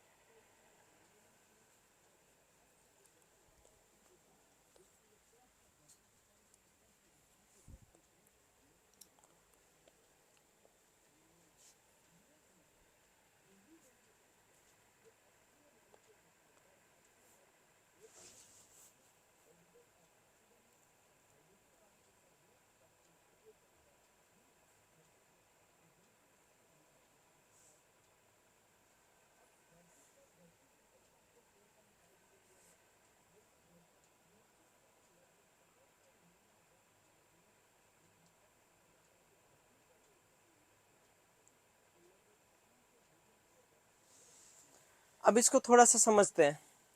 हो गया, देखो TFR कितना होना चाहिए, 2.1, मतलब इतना होना चाहिए ऐसा गवर्नमेंट बताती। 2.1 का मतलब है, मान लो कोई 100 कपल है, 2.1 का मतलब टोटल कितने बच्चे पैदा करेंगे, 210। और ये 210 कब करेंगे, जब बहुत सारे कपल, उनमें से 60% से ज्यादा कपल फैमिली प्लानिंग के मेथड का यूज करेंगे तो बच्चे इतने ही होंगे। कौन से फैमिली प्लानिंग, मैंने बता दिए 4 मेथड। CPR का मतलब क्या है कि कितना परसेंटेज कपल फैमिली प्लानिंग का यूज करते हैं, दैट्स कॉल्ड CPR। कितने परसेंट कपल फैमिली प्लानिंग का यूज करते हैं, दैट्स कॉल्ड CPR। चलो ये हो गया। अब 210 है टोटल बच्चे, बच्चे में क्या होता है, बॉय और गर्ल। बॉय को उठा दो यहां से, तो गर्ल कितनी बची, 105। तो अगर 100 कपल के 210 बच्चे हैं तो लड़कियां कितनी होगी, आधी होती है, 1000 का रेशियो होता है। तो GRR मतलब 210 टोटल बच्चे हैं तो लड़कियां कितनी होगी, 105। 105 का मतलब एक कपल की कितनी हुई, 1.05, लगभग एक ही हुई ना, एक बच्ची। एक कपल के एक लड़की और एक लड़का, लड़के को हटा दो, लड़के को पढ़ना ही नहीं है, लड़की को ही पढ़ना। GRR NRR का मतलब ही लड़की है। Gross reproduction rate, net reproduction rate. अब 1.05 लड़की है, उनमें से कुछ की NMR में डेथ हो जाएगी, कोई IMR में डेथ हो जाएगी, कोई अंडर 5 में हो जाएगी, कोई 10 साल में, कोई 15 में। वो खुद मदर बनने लायक एज में होगी ना, तब तक कितनी बचेगी, एक बचेगी। मतलब ऊपर 105 में से 5 चली जाएगी, 105 है उनमें से 5 चली जाएगी, बचेगी कितनी, 100। 100 कपल की 100 लड़कियां बची, तो NRR कितना होगा, 1। GRR भी लगभग कितना है, 1। इसको 100 से डिवाइड करो, इसको 100 से डिवाइड करो, आंसर कितना आएगा, 1। अगर TFR 2 होगा तो GRR 1 होगा, NRR 1 होगा, CPR 60% होगा। सवाल आएगा, बहुत बार मैंने सॉल्व करवा चुका हूं क्वेश्चन, बार बार नहीं करवाने वाला, बहुत बार। कि बताइए CPR कितना परसेंट होगा तो NRR 1 होगा, 60%। बताइए TFR 4 है तो NRR कितना होगा, 2। बताइए NRR 1 है तो TFR कितना होगा, 2। इसका ये दोनों आधे होते हैं और ये 60% से ज्यादा होते हैं तो ही आधे होंगे, नहीं तो आधे नहीं होंगे। मैंने क्वेश्चन भी पूछा था, याद है तो आपको, पढ़ाई अगर करते हो तो आपको याद है, नहीं करते हो तो याद। लिटरेसी का मतलब होता है 7 साल से ज्यादा एज लिटरेट पर्सन, जो 7 साल से ज्यादा है, जिसको पढ़ना आता है। राजस्थान में वुमेन 64.7% पढ़ी लिखी है, इंडिया में 71% वुमेन पढ़ी लिखी है। मैन राजस्थान में 88.9% पढ़े लिखे हैं। देखो यहाँ पर भी ज्यादा, इंडिया में 84.4% पढ़े लिखे हैं लड़के। लड़कियां देखो कम पढ़ी लिखी, लड़के यहाँ पर ज्यादा पढ़े लिखे हैं। ये राजस्थान की हकीकत है।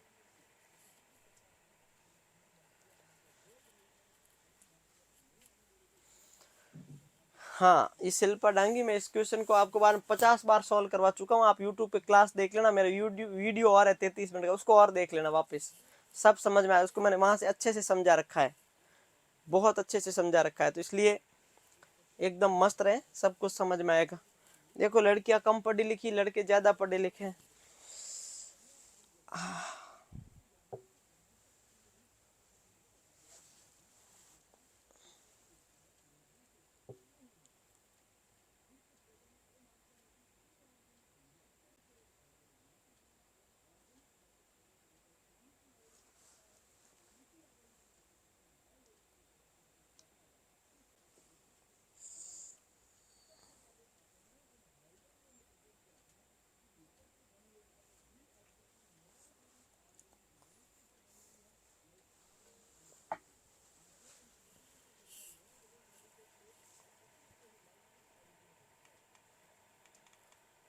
एंटीनेटल विजिट, WHO बोलता है कि मदर को प्रेग्नेंट स्टेज में कम से कम 4 एंटीनेटल विजिट होनी चाहिए।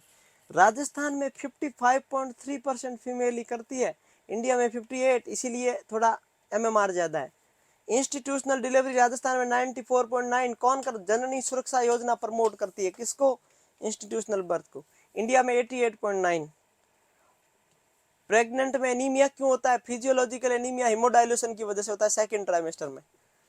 राजस्थान में 46.3% में एनीमिया होता ही होता है, इंडिया में 52.2% में होता है। सब सेंटर राजस्थान में कितने हैं अभी पूरे, अगर इंडिया में बात करें 13,480। पीएससी इंडिया में कितनी है 2094 और सीएससी कितनी है 548।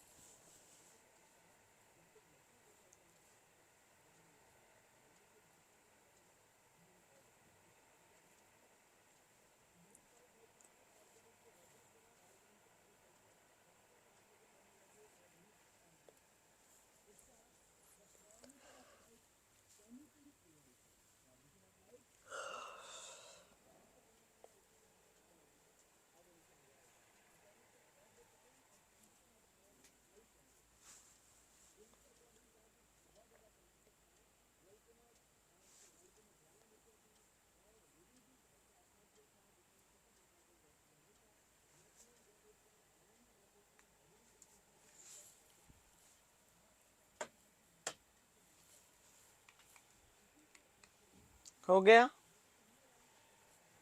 लो सब सेंटर ज्यादा है। आपको ये पर नहीं पता सब सेंटर क्या होते हैं।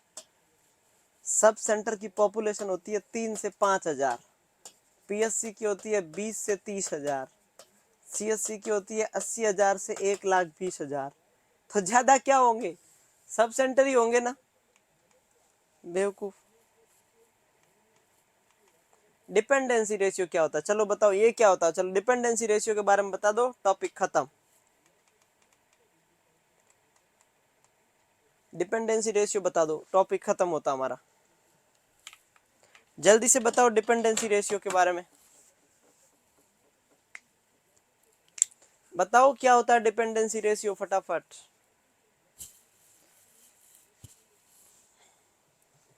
बताओ देखे। What is dependency ratio.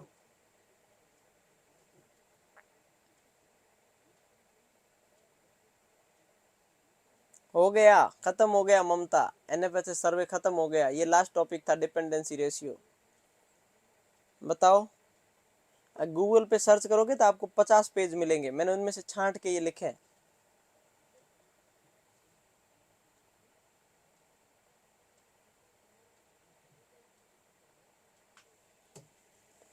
हाँ, खुशी सही जवाब दे रही है। डिपेंडेंसी रेशियो का मतलब है डिपेंडेंट पर्सन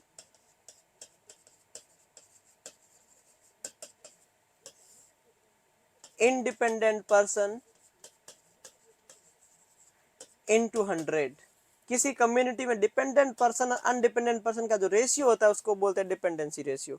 डिपेंडेंट पर्सन कौन होते हैं, अब डिपेंडेंट पर्सन कौन है बताओ भाई, डिपेंडेंट पर्सन कौन है, less than 15 year of age and more than 65 year age, इन दोनों को क्या बोलते हैं, डिपेंडेंट पर्सन बोलते हैं। ओ भाई 1860 नहीं है, रेशमा खान, मैं पहले पढ़ा चुका हूं। आप पहले की क्लास से कुछ भी नहीं लेते हो क्या, हर बार रोजाना लेके भूल जाते हो क्या सभी। आप सभी लोग, खुशी सबसे ज्यादा सही जवाब देती है, बाकी मैंने देते नहीं, सब लोग ये बोलते नो आइडिया, सर पता नहीं। मैंने जितनी भी क्लासों में देखा है बहुत सारे स्टूडेंट सही जवाब नहीं देते, ऐसे लग रहा है कि वो पहली बार पढ़ रहे हैं। और बहुत सारी चीजें ऐसी होती है जो मैंने बार बार रिपीट करता हूँ, जो इम्पोर्टेंट होती है वो, लेकिन आपको तो पता नहीं याद नहीं रहता। मैं बार बार रिपीट करता हूँ, बेवकूफ थोड़ी हूँ। बार बार रिपीट इसलिए करता हूँ ताकि आपको याद हो जाए। कोई भी चीज मैं 3 बार बोलता हूँ, इसका मीनिंग क्या है, इसका मीनिंग यह है कि वो ज्यादा इंपॉर्टेंट है। बाकी मुझे शौक थोड़ी आ रहा, कंटेंट की कमी थोड़ी है, लेकिन जो इंपॉर्टेंट होता है वो रिपीटेशन होता है।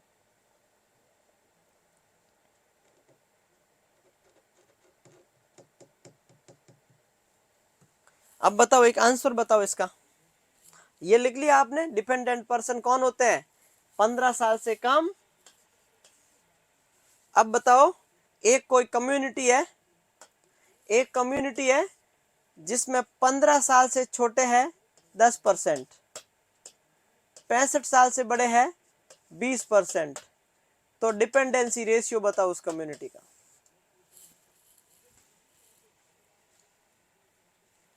बताओ देखे फटाफट, डिपेंडेंसी रेशियो बताओ। 10% से छोटे, 15 साल से छोटे 10%, 10% है कितने से है? 15 साल से छोटे हैं।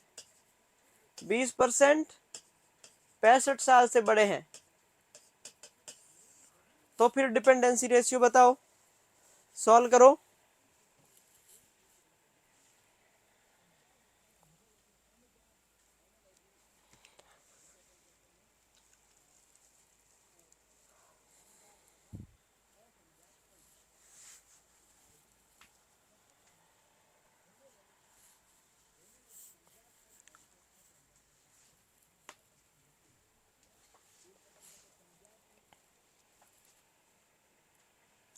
आंसर बताओ फटाफट।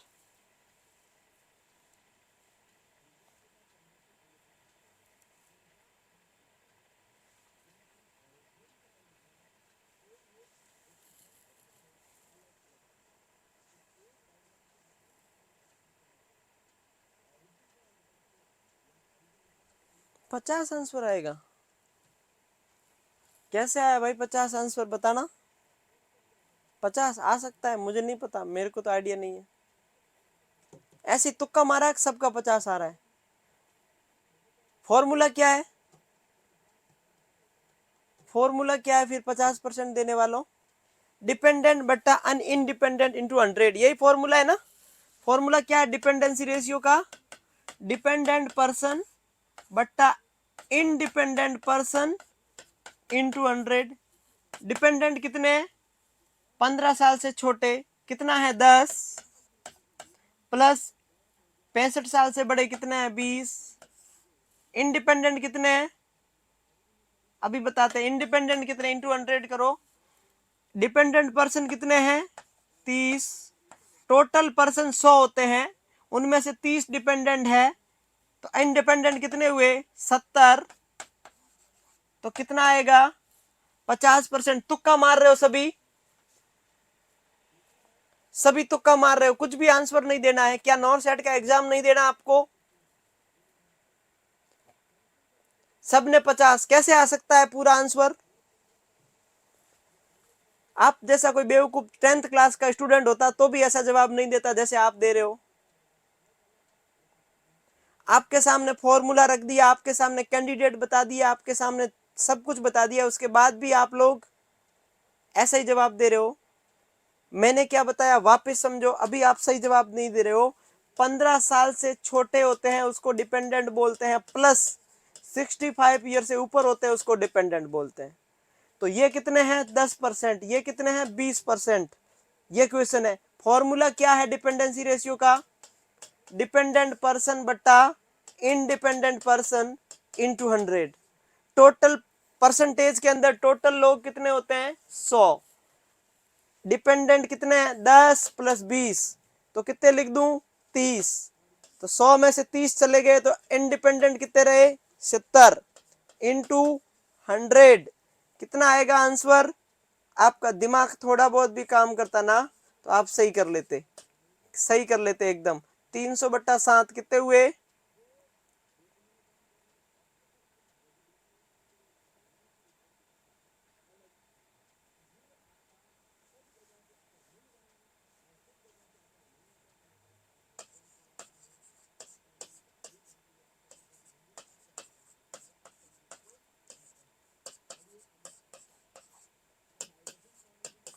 42.8% या 42.9 या 42.8,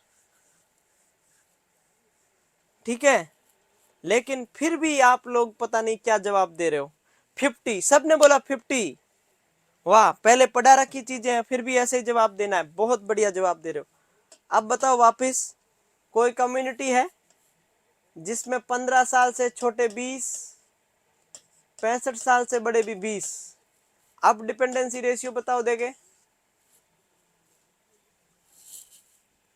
अब बताओ देखे 40 तो क्या 60% कर ले भाई, 20 और 20 40 है, 40/100 40% कर ले या 60% कर ले, कैसे करें आप बताओ।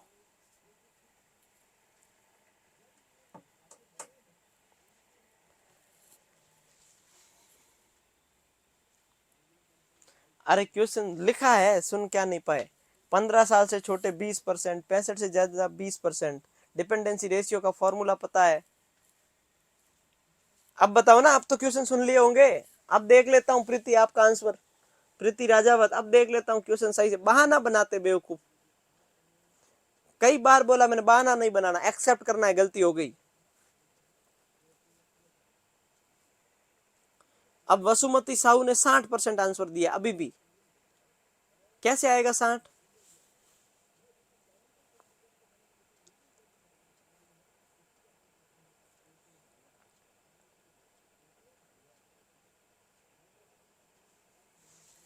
फॉर्मूला क्या है डिपेंडेंसी रेशियो का? फॉर्मूला क्या है? डिपेंडेंट पर्सन बटा इंडिपेंडेंट पर्सन इंटू 100। तो लगाओ, डिपेंडेंट कितने हैं 40, इंडिपेंडेंट कितने हुए? अरे टोटल 100% होते हैं, उनमें से 40 चले गए, पीछे कितने बचे 60 इंटू 100। तो करो ना कितने हुए, 40 60 करोगे, 100 में से 10, 6 3 5 200/3, आंसर आएगा 66.6%।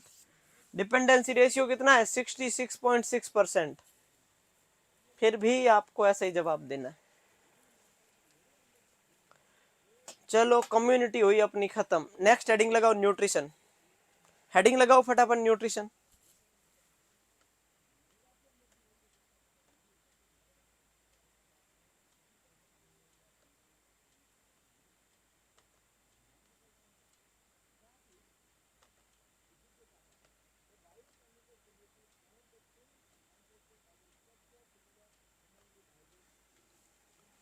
हेडिंग लगाओ न्यूट्रिशन।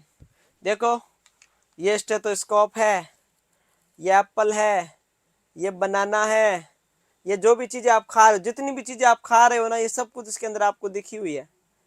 चलो भाई न्यूट्रिशन लगाओ, फिर न्यूट्रिशन हेडिंग लगाओ।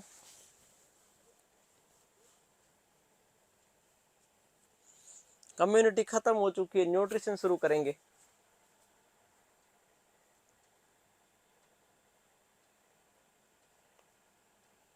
एक कम्युनिकेशन टॉपिक है, वो पढ़ा देंगे आपको ना, डोंट वरी। हाँ न्यूट्रिशन के बारे में बताना मेरे को 1 मिनट, क्या जानते हो आप? देखो पहली बात, आज तो मैं सिर्फ आपको बताऊंगा कि हम न्यूट्रिशन में क्या क्या पढ़ेंगे, ताकि आपको पता होना चाहिए, अदरवाइज आपको पता ही नहीं होगा हम क्या क्या पढ़ेंगे। न्यूट्रिशन आप लेके बैठ जाओ बिल्कुल 10 50 100 200 पेज, ऐसा है ही नहीं। न्यूट्रिशन बेचारा इतना सा है, जो आपकी जितना सिलेबस में है वो इतना हम सब पढ़ लेंगे, बहुत कम पेज में पढ़ेंगे, सब पढ़ लेंगे। अगर 2-2 घंटे की 6 क्लास हुई तो हमारी पूरी हो जाएगी। 2 घंटे की क्लास नहीं हुई, अगर 1.5 की घंटे, मतलब 12 घंटे में न्यूट्रिशन फिनिश कर देंगे अपन लोग। कोशिश करेंगे 10 में करने की, 11 में करने की, लेकिन 12 में तो कर ही लेंगे। 12 घंटे का न्यूट्रिशन है, कोशिश तो मैं यही करूंगा कि जल्दी करें। ऑफलाइन में 15 घंटे लगते हैं, तो आपको मैं कोशिश करूंगा 10 में करवाने की। देखते हैं कितने में होता है।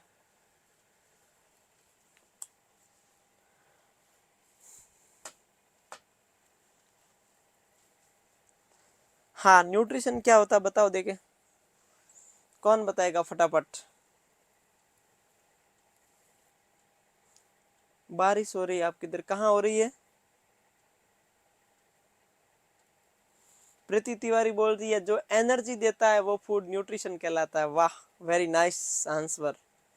हाँ बताओ, अपने अपने विचार रखना, व्हाट इज न्यूट्रिशन, अपने अपने थॉट बनाना, न्यूट्रिशन क्या होता है, फिर मैं बताता हूँ न्यूट्रिशन क्या होता है।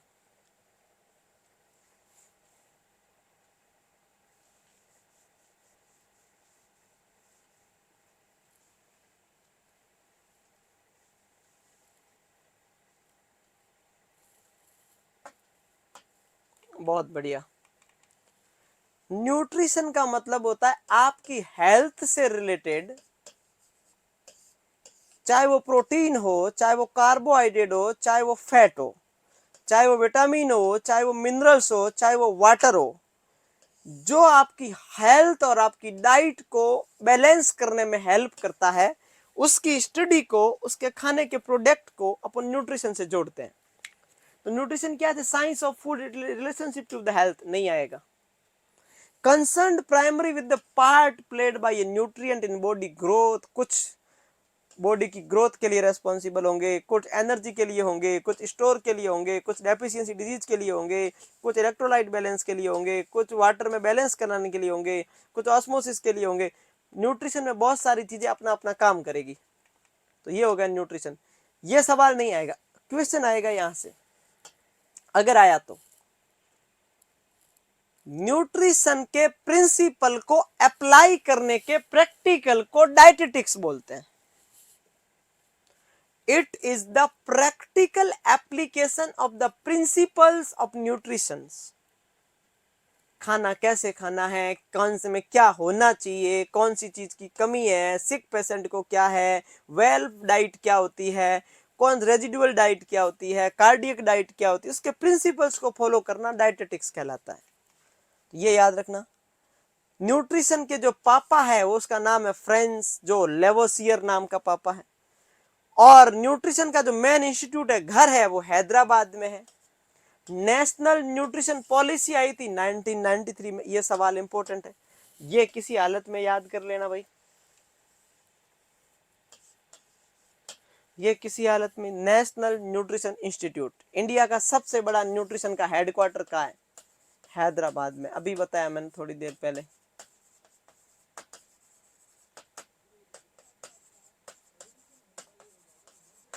एनएनपी का मतलब होता है नेशनल न्यूट्रिशन पॉलिसी। न्यूट्रिशन से रिलेटेड पॉलिसी आई थी, कौन से में क्या डाइट किसको क्या देनी है, पॉलिसियां बनती रहती है, पॉलिसी प्रोसीजर प्रोटोकॉल। तो ऐसे ही पॉलिसी आई थी। ठीक है, न्यूट्रिशन के पापा कौन है? कम्युनिटी खत्म हो गई, नया सब्जेक्ट स्टार्ट हो गया, न्यूट्रिशन।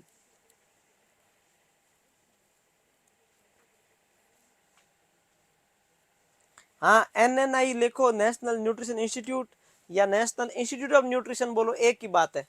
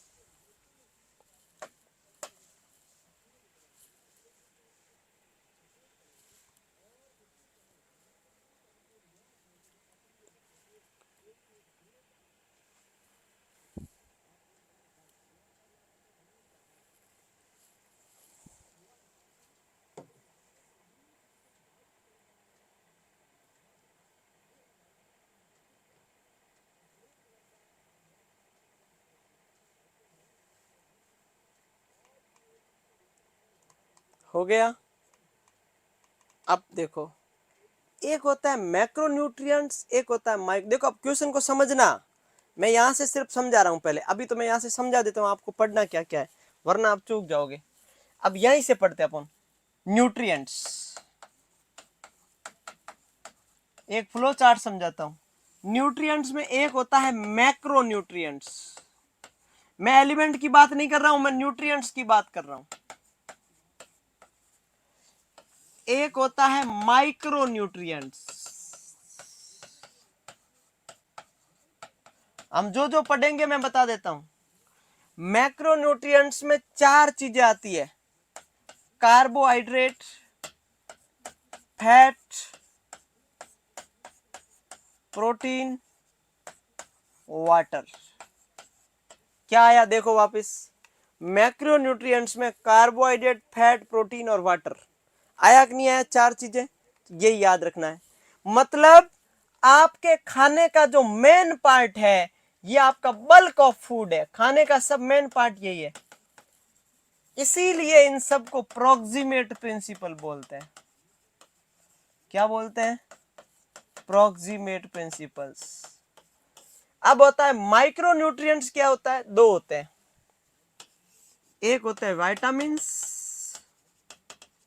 एक होते हैं मिनरल्स। अब मिनरल्स को वापस दो भागों में बांटेंगे, एक होता है बड़े वाले मिनरल्स,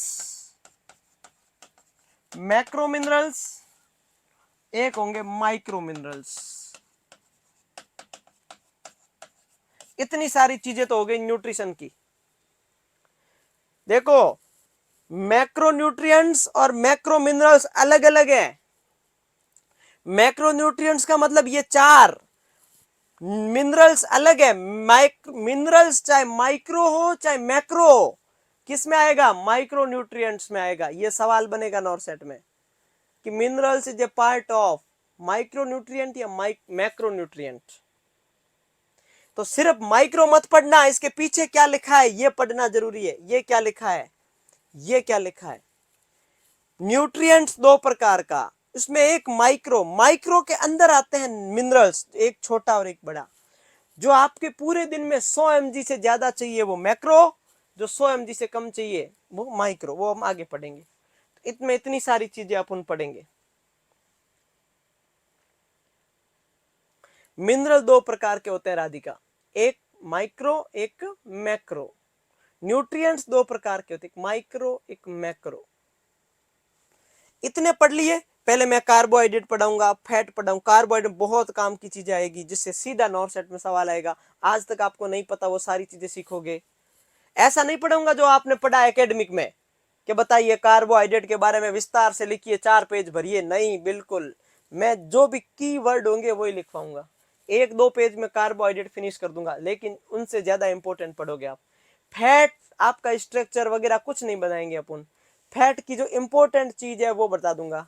प्रोटीन के बारे में जो इंपॉर्टेंट चीज है वो बता दूंगा।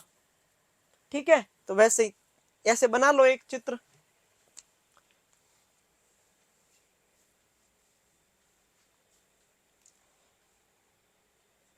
इसको बल्क ऑफ फूड बोलते हैं चारों को। प्रोक्सीमेट प्रिंसिपल का मतलब होता है मेन खाना, मेन फूड। जब आप पढ़ते थे तो सवाल आता था कार्बोहाइड्रेट की डेफिनेशन लिखो, कार्बोहाइड्रेट के फंक्शन लिखो, कार्बोहाइड्रेट के बेनिफिट लिखो, कार्बोहाइड्रेट के डीमेरिट लिखो। ऐसा कुछ नहीं पढ़ेंगे अपने को। तो वही है, कौन सा एक लाइन एग्जाम में आएगा उसके बारे में पढ़ा और दूसरी लाइन स्टार्ट की है, खत्म।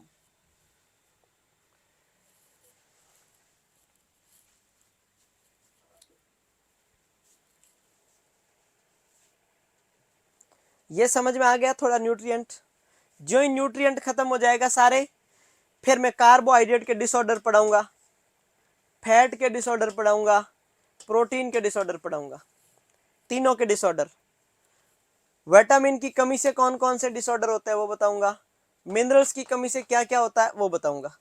तो इन सब को पढ़ने के बाद इन सब के डिसऑर्डर, पहले इन सब के बारे में पढ़ेंगे, किससे मिलता है, क्या खाना चाहिए, किस एज में कितना खाना चाहिए, बस वो। उसके बाद में सबके डिसऑर्डर, सारे डिसऑर्डर पढ़ लिए, सबके protein fat carbohydrate macro mineral minor vitamin सब। फिर हम पढ़ेंगे डाइट, कौन सी डाइट कार्डियक के लिए, रीनल के लिए, रस पर जो भी डिजीज होती है उसकी डाइट सारी पढ़ेंगे। डाइट, फिर खाना कैसे पकाते, कुकिंग के कुछ मेथड। फिर पर्टिकुलर कोई न्यूट्रिशनल डिजीज कौन कौन सी होती है, मेरास्मस क्या होता है, क्वासिकोर क्या होता है, प्रोटीन एनर्जी माल न्यूट्रिशन क्या होता है, वॉस्टिंग वगैरह, वो सारी जो डिजीज है उसके बारे में। इसका मतलब आपको बहुत अच्छा लगेगा। आप 10-12 घंटे की क्लास में इतना ज्ञान ले लोगे जितना आपने एकेडमिक में पूरे 1 साल न्यूट्रिशन में नहीं लिया, ये गारंटी है। तो बोलो आगे बढ़े। तो macronutrients, protein, fat, carbohydrate and water. मैंने बता दिया, यहाँ पे शॉर्ट में लिखा है प्रोटीन, फैट, कार्बोहाइड्रेट और वाटर। इनको प्रोक्सीमेट प्रिंसिपल बोलते हैं क्योंकि ये खाने का मेन पार्ट बनाते हैं। 99% यही होता है किसी भी खाने में। प्रोटीन, फैट, कार्बोहाइड्रेट और वाटर सबसे ज्यादा होता है। 95 to 99% तो यही होता है। बाकी थोड़ा बहुत कोई विटामिन मिनरल्स वगैरह, बाकी यही तो होता है। प्रोटीन आपकी डाइट में 10 to 15% होता है, कार्बोहाइड्रेट आपकी डाइट में 60 to 80% होता है, फैट 15 to 30% होता है। प्रोटीन टिश्यू रिपेयर और बॉडी बिल्डिंग के लिए रेस्पॉन्सिबल है, फैट स्टोर एनर्जी के लिए रेस्पॉन्सिबल, एनर्जी को स्टोर करने के लिए, कार्बोहाइड्रेट इंस्टेंट एनर्जी के लिए रेस्पॉन्सिबल है, तुरंत। तो 3 हो गया, सबसे ज्यादा कार्बोहाइड्रेट तुरंत एनर्जी, स्टोर कर दो बाद में चेंज हो जाएगी, और body building, tissue repair, cut, tear वगैरह, ग्रोथ, उसके लिए प्रोटीन रेस्पॉन्सिबल है। तीनों ही लिखो, परसेंटेज लिखना जरूरी है, परसेंटेज लिखना जरूरी है।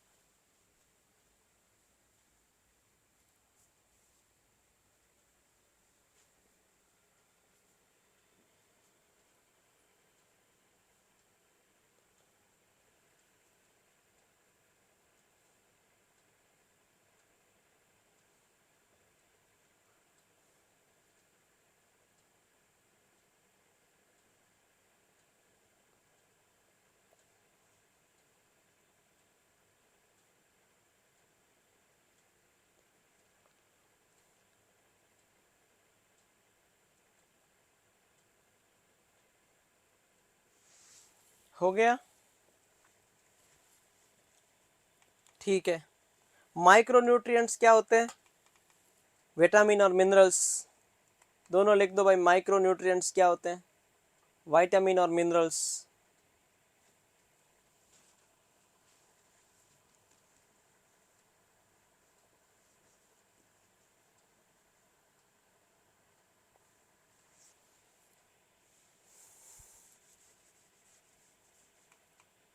अब देखो एनर्जी का मतलब क्या, अब देखो खाने से आपको क्या मिलेगी, प्रोटीन भी आपको एनर्जी देगा, कितनी देगा अभी बताऊंगा, फैट भी आपको एनर्जी देगा, कार्बोहाइड्रेट भी आपको एनर्जी देगा। लेकिन एनर्जी आपको कैसे पता करते हो कि क्या एनर्जी मिली, कैसे पता चलेगा कि मुझे एनर्जी मिली है? तो एनर्जी का रिलेशन बॉडी में हीट से भी है। हीट का और एनर्जी का कोई रिलेशन है क्या? बिल्कुल, हम 10th क्लास में पढ़ के आए, 11th में पढ़ के आए, याद करो। काम करने की योग्यता को ऊर्जा कहते हैं, हिंदी में पढ़ते थे ना। तो it is a capacity to do work is energy. और एनर्जी कैसे पता चलेगी कितनी मिली? तो एनर्जी को डिफाइन करने वाला, energy is measured and expressed in unit of work, joule में मापते हैं। और यूनिट ऑफ हीट, कितनी हीट देगी एनर्जी, वो किलो कैलोरी में मापते हैं। तो आप पढ़ोगे 1 ग्राम कार्बोहाइड्रेट इतना कैलोरी देता है, 1 ग्राम fat how many calorie, 1 gram protein how many calorie. तो वो तो हो गई हीट। और कितना काम कर सकते हो, वो हो गया जूल। तो आप मापोगे एनर्जी को हीट में और जूल में मापोगे। अब 1 किलो कैलोरी का अमाउंट, डेफिनेशन बताओ। आपको पता है 1 ग्राम कार्बोहाइड्रेट 4 किलो कैलोरी देता है, 1 ग्राम फैट 9 किलो कैलोरी देता है, 1 ग्राम प्रोटीन 4 किलो कैलोरी देता है। 4 कैलोरी का मतलब है 17 किलो जूल, 37 किलो जूल, 9 का मतलब 17 किलो जूल। तो जब 1 ग्राम कार्बोहाइड्रेट 4 किलो कैलोरी देता है, तो 1 किलो कैलोरी का मतलब क्या होता है भाई? 1 किलो कैलोरी में कितनी ताकत होती है? अपन 1 ग्राम कार्बोहाइड्रेट खाए तो 4 किलो कैलोरी, अपन पूरे दिन में 3000 किलो कैलोरी खाते हैं, लगभग 2500 से 3000 किलो कैलोरी। लेकिन 1 किलो कैलोरी का मतलब तो पता होना चाहिए ना हमें कम से कम 1 किलो कैलोरी का मीनिंग तो पता होना चाहिए, अदरवाइज क्या ही बेनिफिट है। तो 1 किलो कैलोरी का मतलब है 1 kilocalorie is equal to किसी भी 1 लीटर वाटर को। 1 किलो कैलोरी बराबर is 1 kilocalorie equal to 1 litre water को 1 डिग्री सेंटीग्रेड टेम्परेचर बढ़ाने के लिए जितनी एनर्जी चाहिए, जितनी हीट चाहिए उसको 1 किलो कैलोरी, मतलब 1 किलो कैलोरी 1 लीटर वाटर को 1 सेंटीग्रेड बढ़ा देती। इतनी गर्मी है 1 कैलोरी में। और आप रोजाना क्या 2500 किलो कैलोरी खाते हो, आप कितने लीटर को कितना टेम्परेचर बढ़ा सकते हो, आपकी बॉडी में कितनी एनर्जी होगी, सोचो। तो what is 1 calorie? 1 kilocalorie is the increase the 1 litre water to the 1 centigrade Fahrenheit. 1 centigrade उसका गलनांक कर सकते हो। Amount of heat required to raise the temperature of 1 litre of water by 1 degree centigrade. 1 calorie की ताकत 1 kilocalorie 1 degree centigrade 1 litre water को बढ़ा सकती है। सोचो 2500 किलो कैलोरी कितना बढ़ा सकती है, सोचो भाई, लिख लो भाई फटाफट।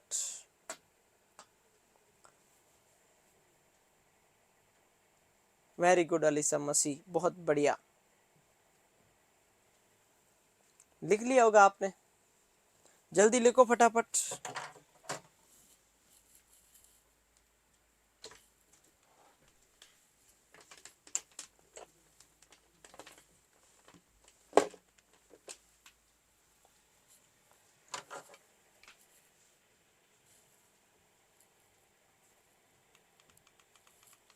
एक किलो कैलोरी में 4.1418 जूल होता है, मतलब 1 किलो कैलोरी में 4 किलो जूल है। अब 1 मेगा जूल के अंदर 239 किलो कैलोरी, ये कैसे पता करें भाई, ये कैसे पता करें, ये आपको फॉर्मूला आना चाहिए। 1 ग्राम कार्बोहाइड्रेट 4 किलो कैलोरी देता है तो 17 किलो जूल, 1 ग्राम फैट 9 किलो कैलोरी देता है 17 kilo joule, 1 gram protein 4 kilo calorie 17 kilo joule, 1 ग्राम एल्कोहल 1 ml एल्कोहल लिखो आप 7 किलो कैलोरी देता है और 29 जूल देता है, किलो जूल। 1 ml एल्कोहल, जो 1 ग्राम एल्कोहल होता है वो 7 किलो कैलोरी, लेकिन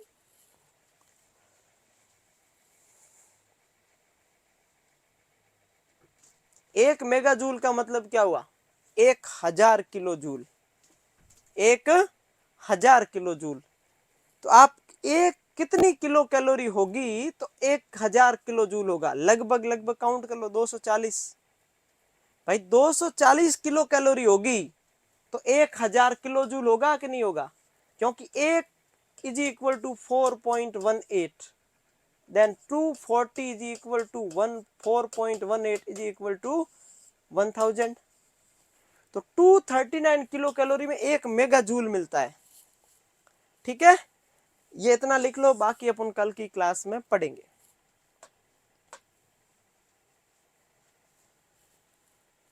हो गया, बाकी अपन इसके आगे ये जो है मेटाबॉलिज्म क्या होता है वगैरह वगैरह, न्यूट्रिशन स्टार्ट तो हो ही गया, अब आराम, ज्यादा टाइम नहीं लगेगा, कल की क्लास में पढ़ लेंगे, है ना। ठीक है, ओके, टेक केयर।